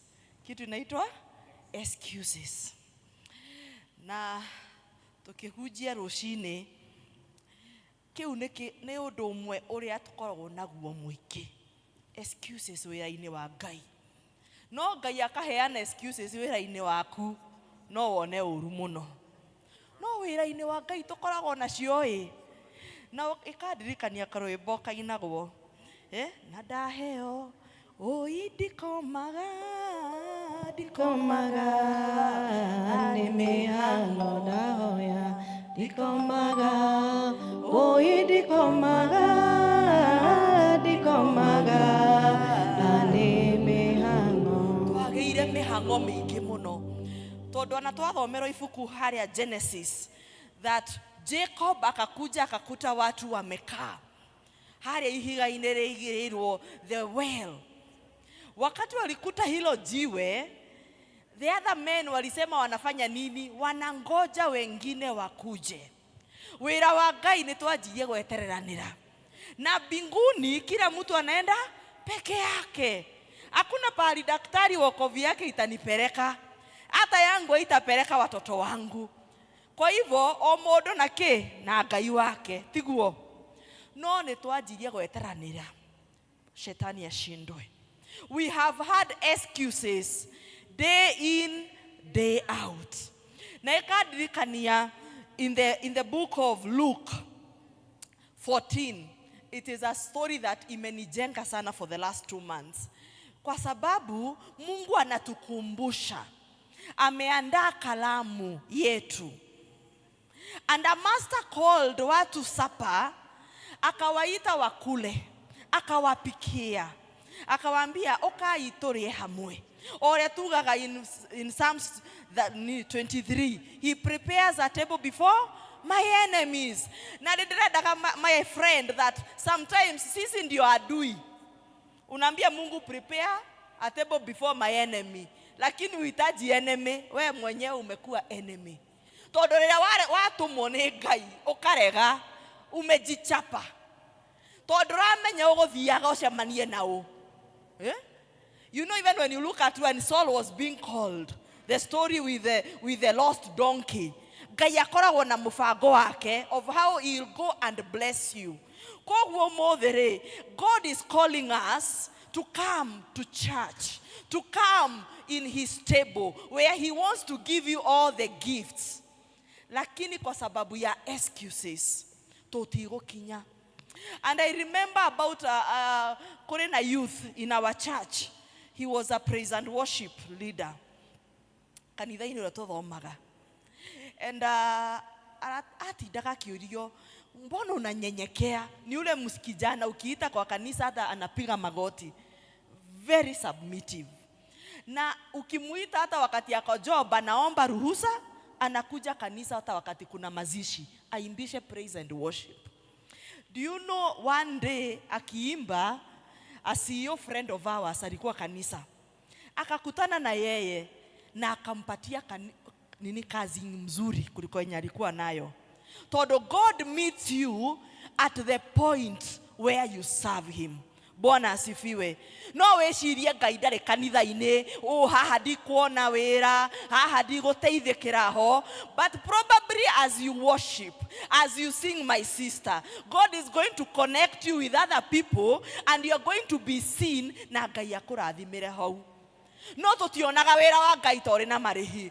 Like I was talking to someone and ananiambia, mimi sitafanya hii kazi yenye mnaniambia nifanye na hata haina malipo. Aliniambia hivyo, a deacon. Kazi haina malipo hamutanisumbua. Wĩra wa Ngai ũtirĩ na marĩhi. No ũtarĩ warĩhwo nĩ Ngai. Kazi ya Mungu iko na malipo. Kwa sababu uzima wa milele, it is more than a mansion and a vehicle and money in a bank. Good health. Bwana asifiwe. But most of the time we use everything God has given us as an excuse. Kare mihango ĩrĩkũ hau. Kuna hii wimbo tulikuwa tunaimba when we were growing up. Ilikuwa inaimbo aje hata naisahau. But it used to go about, oh, kitu gani kitanitenga na Yesu Mwokozi wangu, kitu gani kitanitenga na Yesu Mwokozi wangu? Ni pesa, hapana, nimekataa kabisa. Ni ndoa, hapana, nimekataa kabisa. Ni kazi, hapana, nimekataa kabisa. Wadhire atia. After tumepewa kuliendaje? Zilitutenga. Tuongee ukweli, zilifanya nini? Zilitutenga. Togwiraga andu a rucini kwi mundu utathie kanitha umuthi tondu kuma na heho na ena mwana wa grade 1. No rucio mwana ucio 5 am atakuwa kwa basi. Lakini Sunday atakohoa akitolewa. Shetani ashindwe. Huyo mtoto amekuwa Mungu. And I even applaud such a lady na katoto kadogo lakini unakuja na yeye kanisa, because that should not be a reason for you not to come to church. Work should not be a reason urege guka kanitha. Apana. Where there is a will, there is a way. Koguo excuses ni tugotiga, Ngai ni aratwira tutigane nacio. Mau mahiga tutigane namo. Na excuse ingine ni I was thinking we make even excuses for people. Remoni turakwaza, especially leaders. So ambieni Nyawera ni ataombesha. Apana, Nyawera ajui, doi. No akwira, doi. Musa re, koro ni mundu re wa muthurite re, ni angiarutira wira ucio arutire. Excuses. And I was feeling hiyo ni jiwe moja yenye sisi wote tumefaa kujiangalia. Kwa sababu kama wewe upeani, unapeana on behalf of someone else. Unaekelea mtu mwingine jiwe na hata hawaiweza kufanya kazi ya Mungu. Ate so and so, huyu haezi lead, she's very shy. Mpatieni a lead tuone akiwa shy.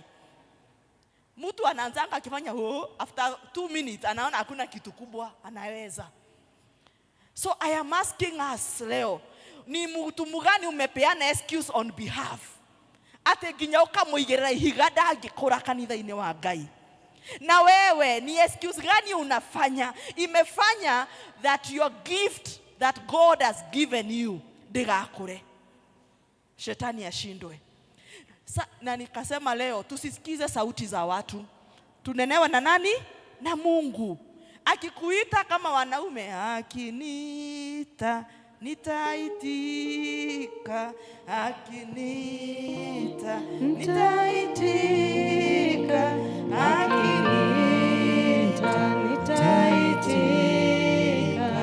nitafanya kazi ya Bwana. In that look, the excuses were as follows. Umeitwa sapa. Wa kwanza alisema amenunua shamba anaenda kuiona. No thiaga kurora mugunda utuku. Mam, unaangalia shamba usiku? Hakuna. No roraga mugunda utuku tugutume. Labda uko na nini? Na taa kubwa. Wa pili akasema nimenunua murao na ndegwa ya kulima. No rimaga utuku. That was an excuse. Mwingine akasema ameoa. Okay, huyo tunaweza msamea kadogo, si ndio?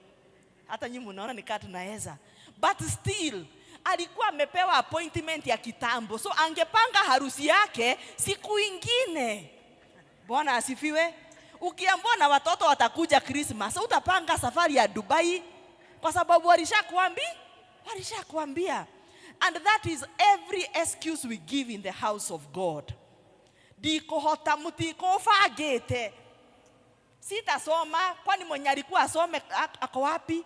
Mnajua mnapenda kutupea elders, mnapenda kutupea nini kazi last minute sana. Mutifaga. Na tukasema mnasema hivyo. Na mutiraigwa odo, Ngai atuohere. Mungu atufanye nini? Atusamehe. Na as we do that, ejiangalia we mwenyewe. Nyenyekea mbele ya Mungu. Orie kiremithia kire giothe uhuthagira. Mungu akusamehe. Kwa sababu all of the remedies are blessings that God has given you. Bwana asifiwe. Tukareke Ngai aigue ruo ni undu wa gukurathima. Mungu anaweza sikia uchungu na aondoe. Sasa tusifanye Mungu aondoe baraka zetu kwa sababu gani?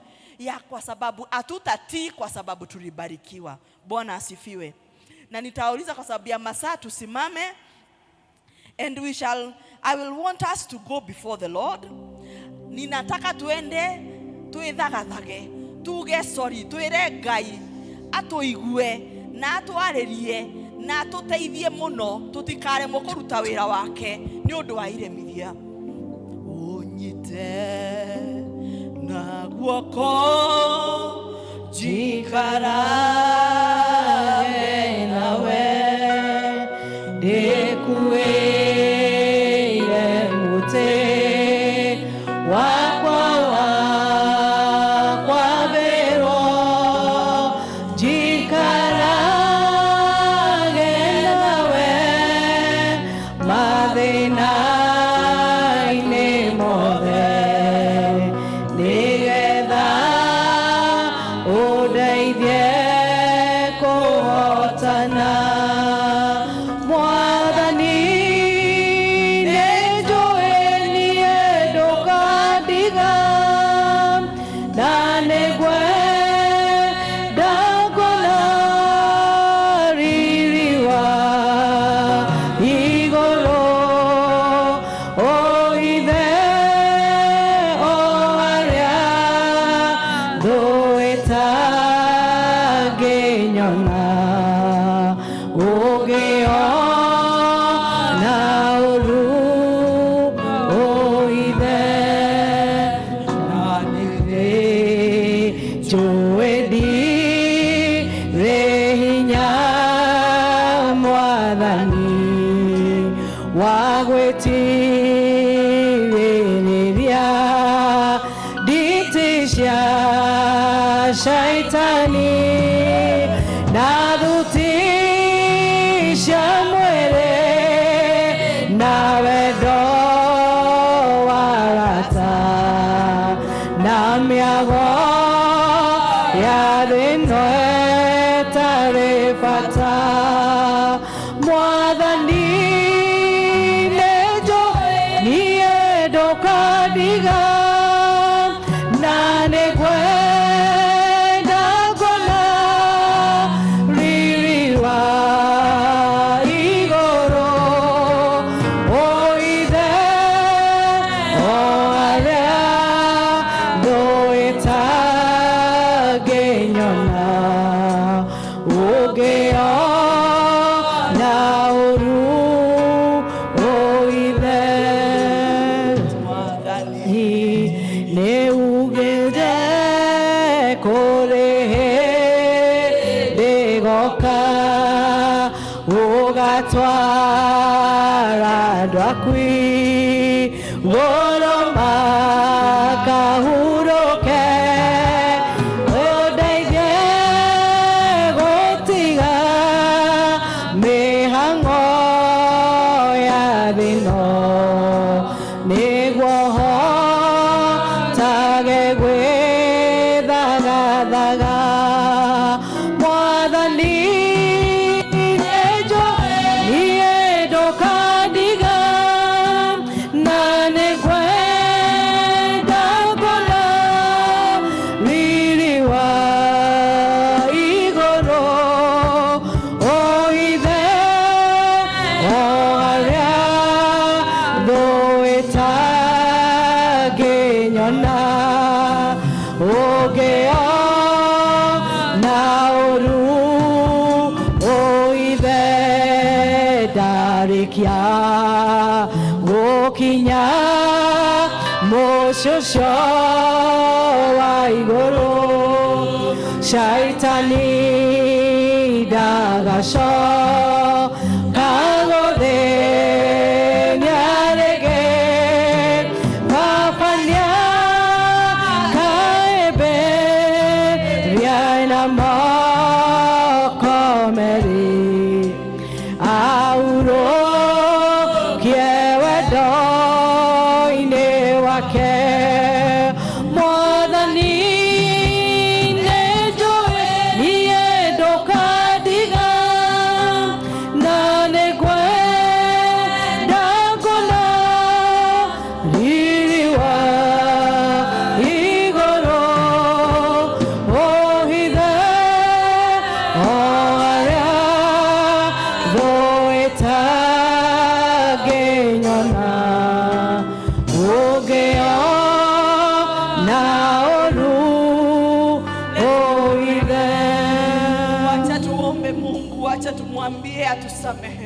Wacha tumwambie atukumbuke. Wacha Mungu Baba akakuongereshe. Let God reveal himself to you in a new way today. Let God look for you, Almighty Jehovah. Baba, watafute wana wako Jehovah. Come before the Lord with everything that is making you not serve him the way you want. Come before the Lord, my sister and my brother. Come before him and tell him to change your ways. Come and tell him to remove every stone that become an obstacle, Father, in the service of his work, Almighty Redeemer. Oh, tunanyenyekea mbele zako Mungu wangu, kwani wewe ni mwaminifu, wewe una nguvu, wewe una uwezo. Angalia Baba, hatuna nguvu za kujipigania, hatuna nguvu za kuresist every temptation that is coming our way. But Daddy, we look up to the cross, that you may give us, Lord, the blood of Jesus, that it may break every yoke, it may break every chain that ties us to our flesh. Oh Lord, we want to subject our will to you as this morning, this afternoon, Abba Father, that Daddy, we may walk in your vineyard without looking back, like Lot's wife. This wonderful afternoon, tunakutafuta uso wako Baba yangu. Wacha Baba ukajidhihirishe kwa watu wako. Wacha Baba ukaonekana. Wacha Baba ukawaguza mioyo na roho zao. Wacha ukaguza boma zao Mungu wangu, waweze kukutumikia. Matare na merigo merito, tuoka korehe merigo yothe haha hekaru-inĩ yaku Mwathani. Ithe tiwe ugĩte Mwathani, ũrĩa wothe ũrĩ na merigo merito oke harĩ we Jehova, na nĩ ũkwaũra Mwathani. We come with our hearts that are in pain, that are in tatters, but we know one thing, that you are the great healer. You are able to heal our emotions, you are able to heal our minds, you are able to heal us even physically. Nigetha Mwathani tuhote gwĩthagathaga, tutikwenda gũkorwo nĩ the bridegroom when we are not ready. Oh, mighty Redeemer, naomba kama kuna mtu ambaye who feels that it is a heavy burden and you need someone to roll your stone, ati ukaigua ihiga riu ndungihota, you can come in front tuhoe hamwe. Tondu when Jesus went, oyirire Mary na Martha na aria mari hau, roll the stone nigetha Lazaro oime. Some of you just need someone to help them. Gutire na hinya turi naguo tiga mahoya. God is able to roll that stone for you. God is able to come through. So if there's someone there and you're feeling pressed, before we close this service, ndakuhoya ndugetekere gucoka uguo ukire. Let God change your life. Let your service to God be different this time. Nani edire inya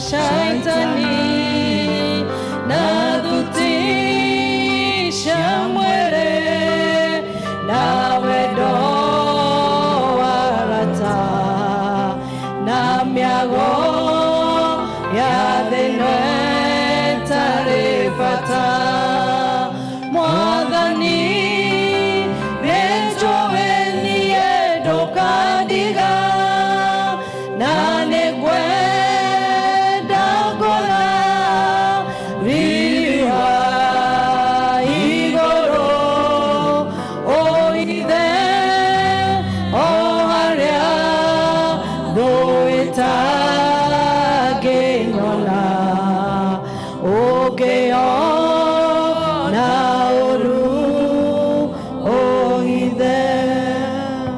I don't know how this word has come to you. Na sijui hili neno Mungu alilijenga kwako na namna gani. And even as we go to pray for these 7 dear ones, I would want you to pray for yourself. Because yes, you may not come out here, but you know there is a stone you are dealing with. I will not ask you to come. I'll ask you to pray as well for yourself. And also, as we commit these friends and these sisters and brothers before the Lord.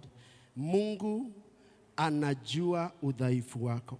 God knows where it pains most, beyond your spouse, beyond even how you yourself understand it. So as you roll it away, you have rolled it away to Jesus.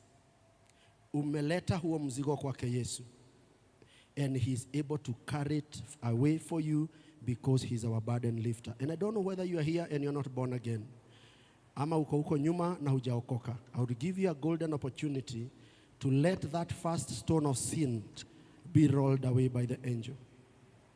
Kwa pale na hujakubali Yesu kama mwokozi wa maisha yako, I would want you to lift up your hand, then we'll pray with you and invite the saving grace of the Lord and have you written in the Lamb's Book of Life. I'll give you that opportunity because that is where it all begins. If most, if not all of us are saved, I would want us to pray for these dear ones. Nitaomba mshikane mikono, alafu muinue juu ili tukaweza kuwapatiana mbele za Mungu. Labda mawe nyingine ni ya magonjwa, labda ni ya shida, ama ni ya mambo ambayo yamekithiri, labda ni mambo ambayo umekuwa ukiombea, unasikia ni kama kwamba umechoka, but God has called you one more time that he may do it for you. I'm reminded that we read from the read of the service that the angel rolled away the stone for Jesus after he resurrected and sat on that stone. May the angel roll away your stone. Baba yetu uliye juu mbinguni, Baba yetu na Mungu wetu uliyetuumba, Baba yetu na Mungu wetu wewe usiyedhihakiwa, Baba yetu na Mungu wetu wewe ujuayo yote, Baba yetu na Mungu wetu wewe ambayo hakuna jambo ambalo limefichika kwako, Baba yetu na Mungu wetu wewe ambaye ndiye jana, leo na kesho na hata milele. Baba yetu ambaye uliumba na haukuumbwa, Baba yetu uliye juu mbinguni, jina lako litukuzwe. Utukuzwe hapa Thika, utukuzwe na wazee na wake, utukuzwe na wachanga na wakubwa, Mungu wetu na Baba yetu. Utukuzwe na wale walio na nguvu na wanyonge, utukuzwe na kizazi hiki na kizazi kijacho. Utukuzwe ni kwa kazi yako msalabani, utukuzwe ni kazi kwa sababu ya kazi yako na kwa sababu ya Roho wako Mtakatifu na kazi yake. Ninakushukuru si haba siku hii, ni kwa sababu ya kuumega mkate wako wa kiroho. Baba yetu na Mungu wetu ni asante, ni kwa sababu ya kutusaza kama mabaki na kututangaza na kutuacha ili tukawe wahudumu wa siku kama hii pahali kama hapa. Ewe Baba, ni asante, ni kwa sababu ya watumishi wako ambao wamekuja hapa mbele ukuweza kuleta maombi yao mbele zako Mfalme, wakiomba ya kwamba mimi nimejaribu not once, not twice, not thrice, oh God, but Jehovah, because you are the burden lifter. Ni wewe ambaye mabega yako ni makubwa ya kubeba dhambi zote za wanadamu. Ninaomba ukabeba shida na matatizo ya hawa wapendwa, ukawabebea shida ambayo imewakumba, kama ni magonjwa ambayo yamekithiri, kama ni shida za mwili ama za akili, za moyo ama za wapendwa wao. Baba yangu, ninaomba ukawatembelea na ukawatendea. Wacha wakatoke na ushuhuda kuna Mungu mbinguni, wacha wakatangaze kuna Mungu anayetenda. Wewe uliyetendea Jabezu, umetuarifu ya kwamba ulimtendea, nasi tunafungua vinywa vyetu tukiomba, Baba nitendee. Baba tendea hawa wapendwa, Baba watendee katika maisha haya wale ambao wamekuwa wakijuta. Ninaomba siku hii ya 6 mwezi huu wa Julai mwaka huu itakuwa siku yao ya mwisho ya kujuta. Wale ambao wamechekelewa na kudhihakiwa, mawe ambao wengine wamekelewa na wendani wao, wengine wamekelewa mawe yasiyojua nani aliweka. Baba yangu, ninakusihi na ninakuomba kama mtumishi wako ukawaondolee na ukawainulie, na wengine ninawaombea katika jina la Yesu nguvu ya kusimama juu ya mwamba, juu ya kusimama juu ya mawe, ili wakatumia yale mawe na kujenga kesho yao katika jina la Yesu Kristo. Asante ni kwa sababu nawapenda. Labda wengine wamesimama kwa niaba ya wenzao ambao wako miongoni mwetu. Ninaomba katika jina la Yesu Kristo ukawatembelea pahali popote walipo. Asanteni kwa sababu uliweza kumtendea, ukatendea wale ambao walikuamini nyakati zile. Sisi tunakuamini leo. Asante kwa sababu unawatendea. I thank you today, you can do it tomorrow. I thank you today, you can do it next week, oh God. I thank you today, you can do it next month. I thank you today, you can do it next year. I thank you on credit, oh Lord, that you can go and do this miracle to the friends and the brothers and sisters standing here today in the mighty name of Jesus. May they know no pain anymore. May they know no want anymore, oh God. If there is any sector of their mind that you don't want to deal with, I pray, Jehovah, Sikendu, that you may deal with it, Jehovah. May you press it cacamoniously. May you press it in a way that they will give a testimony. Baba yangu, kama ni wengine ambao unapitishia kwenye tanuri la moto ili wakaibuka kuwa dhahabu, ninaomba ya kwamba mioto haitawachoma, hawataangamia, bali watatoka na ushuhuda ya kwamba I trusted the Lord and he came through for me. I thank you on their behalf, oh Lord, because of the testimony they will give. Wengine wanaomba ni kwa sababu ya kazi zao, wengine wanaomba katika kanisa hili ni kwa sababu ya jambo moja ama lingine. Ulinituma kutoka Meru na mke wangu, baba yangu, nami nimewasilisha ombi ya kwamba kawatendee na utukuzwe, kawatendee na wakukumbuke, kawatendee na wakusifu, kawatendee na watakurudishia shukurani. On this altar, oh God, I have sowed a seed of greatness. On this altar, oh God, I have sowed a seed of positivity. On this altar, oh God, I have sowed a seed of positive service, oh Lord, ya kwamba watu wako watainuka katika jina la Yesu Kristo. Roho yangu, baba yangu, imesikia, imeanguka kuona kwamba we have a second level and a third level in this church, oh God. I don't know how many times they have asked you this for the last 11 years. They have been worshiping in this church almost every Sunday, including midweek services, keshes, and meetings, oh God. But I want to pray as your servant, King of Glory. May you come through for Thika PCA Town Church, oh God. Hawezi jenga mjengo kubwa namna hii, watumishi waje kuhubiri local and international, na kile ambacho kinawasikiza ni viti zaidi ya watu, Mungu wangu, na kwingine hata hakuna viti. Baba yangu, wewe ndiye ulipeana ndoto hii. Wale ambao walikuwa na maono haya, baba yangu, walitoa maono haya wapi? Ni wewe baba yangu ulipeana, ukapeana rasilimali kwa Elijah Kagiri, wakajenga mjengo namna hii. Wewe haukai kwa mijengo ya mawe, unakaa kwa roho za watu. Baba, ninaomba katika jina la Yesu ya kwamba Jehovah Sikendu, Jehovah, we will get this church full in the mighty name of Jesus. I don't know whose faith is impossible, but mine, I want to rivet it on the rock bedrock of Jesus, that it is possible. That which is impossible with men, it is possible in our lifetime, in the mighty name of Jesus. Na kushukuru leo nitaitwa kuhubiri hapa baba yangu, na nitahubiria watu ambao watakuwa wameketi kule juu, wakiwa wameingia kanisa hili, wakikuabudu na kukusujudu na kujua Mungu wa kweli ni Mungu yupi. Ni Mungu ambaye anafungua milango yote, ni Mungu ambaye anaponya, Mungu ambaye anaita wale ambao ni walemavu, yeye ambaye anatumia milango na njia za kuja. Asante kwa sababu ukijaza kanisa hili Baba, hiyo ni njia moja ya kukutukuza. Jitukuze katika ombi langu, jitukuze baba yangu. Ni kwa sababu sio mimi pekee nimeombea jambo hili. I pray that, Lord, you may give the leadership wisdom and tenacity. May you give them acceleration and also give them favor. I pray for the spirit of aptitude, O Lord, that they will go to the byways and the highways, O Lord, and they will preach the true gospel of the living Jesus in Thika and its environs, O Lord, and the church will have no place for people to stay.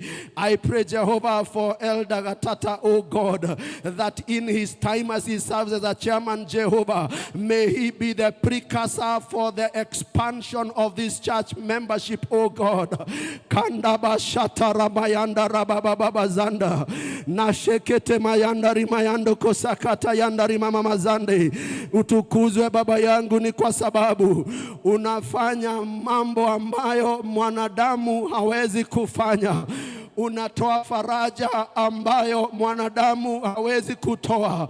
Receive adoration and glory because you have done it. All we sit is to see you perform it in the name of Jesus. We thank you and we honor you, O God. Asante kwa Roho wako Mtakatifu. We thank you, Jesus. Thank you for the Holy Spirit. Enda nasi Baba. Enda nasi Mungu wetu. Tunaanza jipya, wiki jipya kuanzia kesho. Enda nasi. Ongoza roho zetu, ongeza kazi zetu. Tuimarishe, sisi ni wako. Let us be a testament that there is a living God we serve in Thika Church. Let there be a clear distinction between those who love and serve you and those who don't, oh God. Yes, they may look to flourish more than we do, but I thank you because theirs is temporal, ours is eternal. It is not physical, but spiritual. Life in Christianity is more spiritual than it is physical. The currency we use to operate in this kingdom is faith. And now faith is a substance of things hoped for. I have sedimented it in the front of your people as they hear that you are doing it, O Lord. Tunaomba uwepo wako uende nasi. Ewe Bwana wa majeshi, tusikie. Kama huendi nasi, hatutaki kutoka hapa. Hatuwezi peke yetu, enda nasi. Hatua shingo ngumu, tusamehe.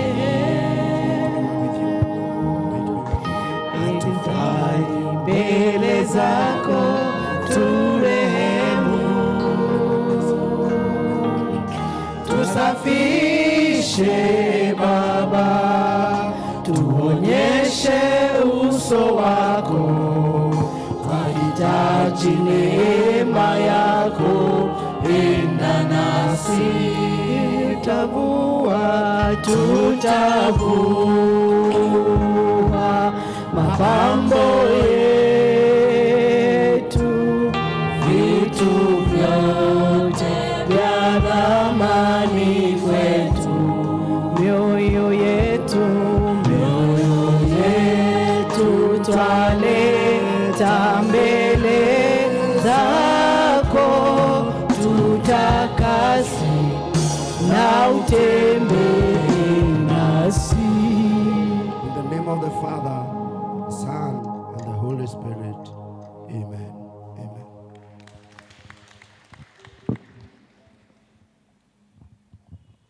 Haleluya. Tunaendelea vizuri. Shukuru Mungu, maana ibada ya pili ni ibada inaruhusu kujinyoosha na kusikia ujumbe in totality. I can see it is going to 2. Masaa imesonga kiasi. Najua wengine wetu tuko hapa mpaka saa 10. RCC iko hapa. Chakula imeandaliwa. Kwa hivyo relax. Si ndio? Tulia.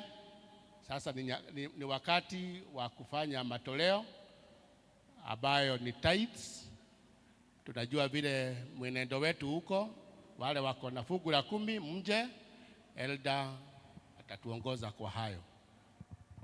Moke aria mwena tithe na murutite moke uria twikaga. Mwathani agocwo. Ni honokete, Kristo ni ekite ngoro yakwa wega, ona ngeriririo nani mahiga maria mangikorwo me thiini wayo anjehererie niguo hote kumutungatira uria kwagiriire. Aria mena tithe na hihi aria marenda gucokia ngatho no moke tuhoe.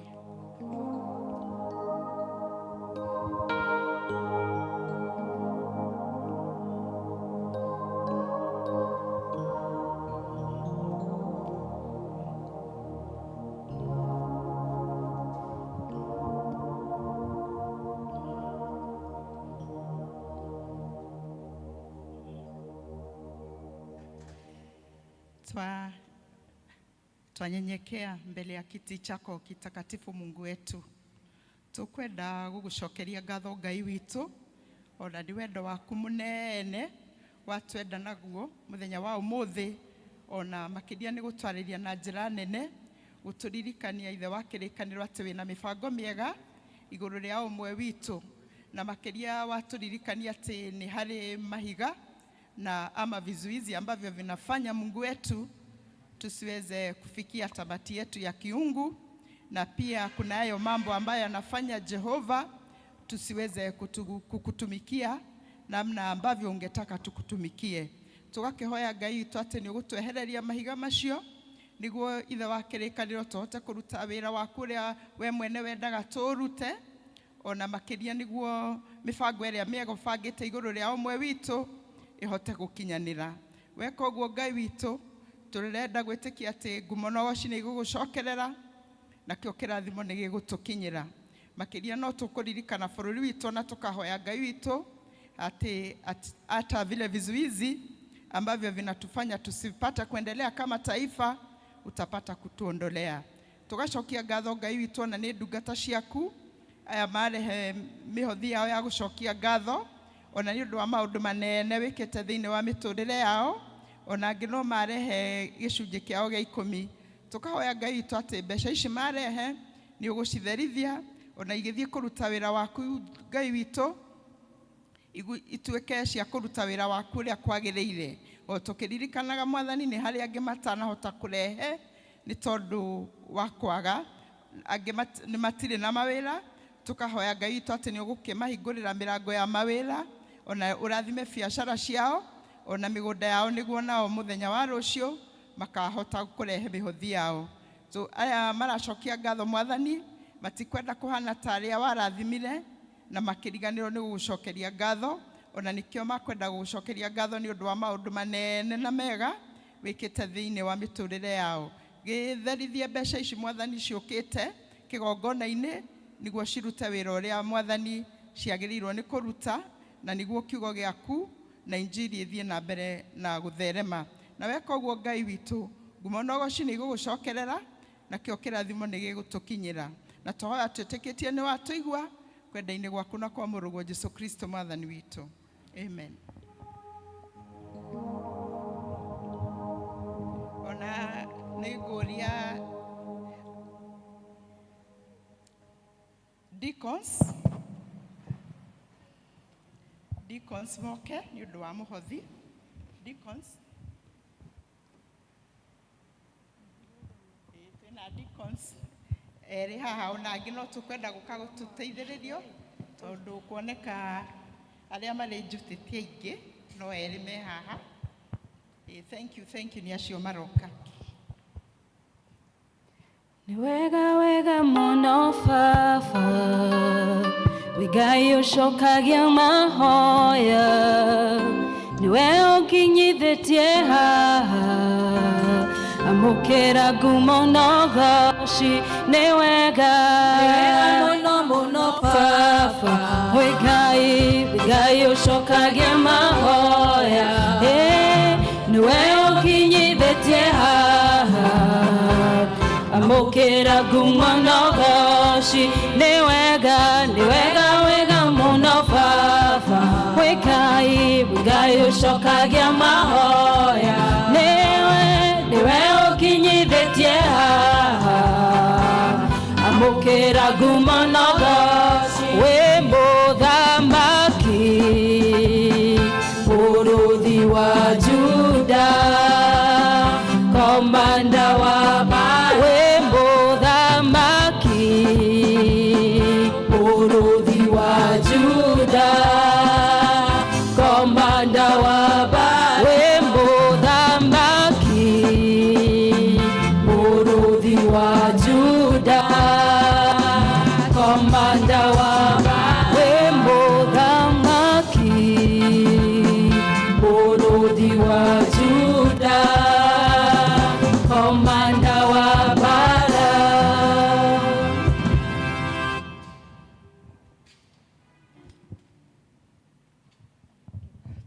Gucokeria ngatho Ngai witu ona nĩ ũndũ wa gũtũrathima na mawĩra marĩa tũrutaga na marĩa matũhete ũteithio witũ wa mũthenya o mũthenya.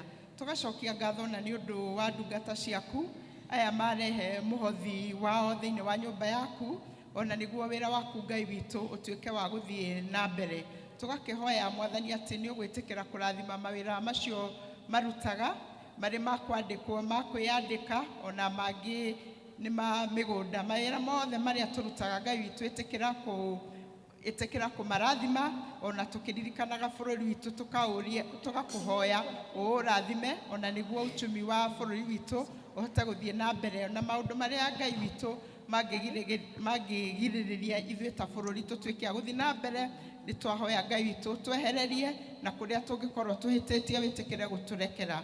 O tũkĩririkanaga ndungata ciaku aya metĩkĩra gũka gũkũrutĩra wĩra mũthenya wa ũmũthĩ, marathime Mwathani na bamĩrĩ ciao, magĩthiĩ na mbere na gũkũrutĩra wĩra, ũmeke wega Ngai witũ, nĩ tondũ wĩ Ngai kĩhoti. Na weka ũguo Ngai witũ, ngumo na ũgooci nĩ igũgũcokerera, nakĩo kĩrathimo nĩ gĩgũtũkinyĩrĩra. Na tũhoya twĩtĩkĩtie nĩ watũigua kwenda-inĩ gwaku na kwa mũrũguo Jesũ Kristo Mwathani witũ. Wega Mwathani witũ Jesũ Kristo, wendani waku Ngai nayo ngwatanĩro ya Roho Mũtheru na hingo ciothe. Amen.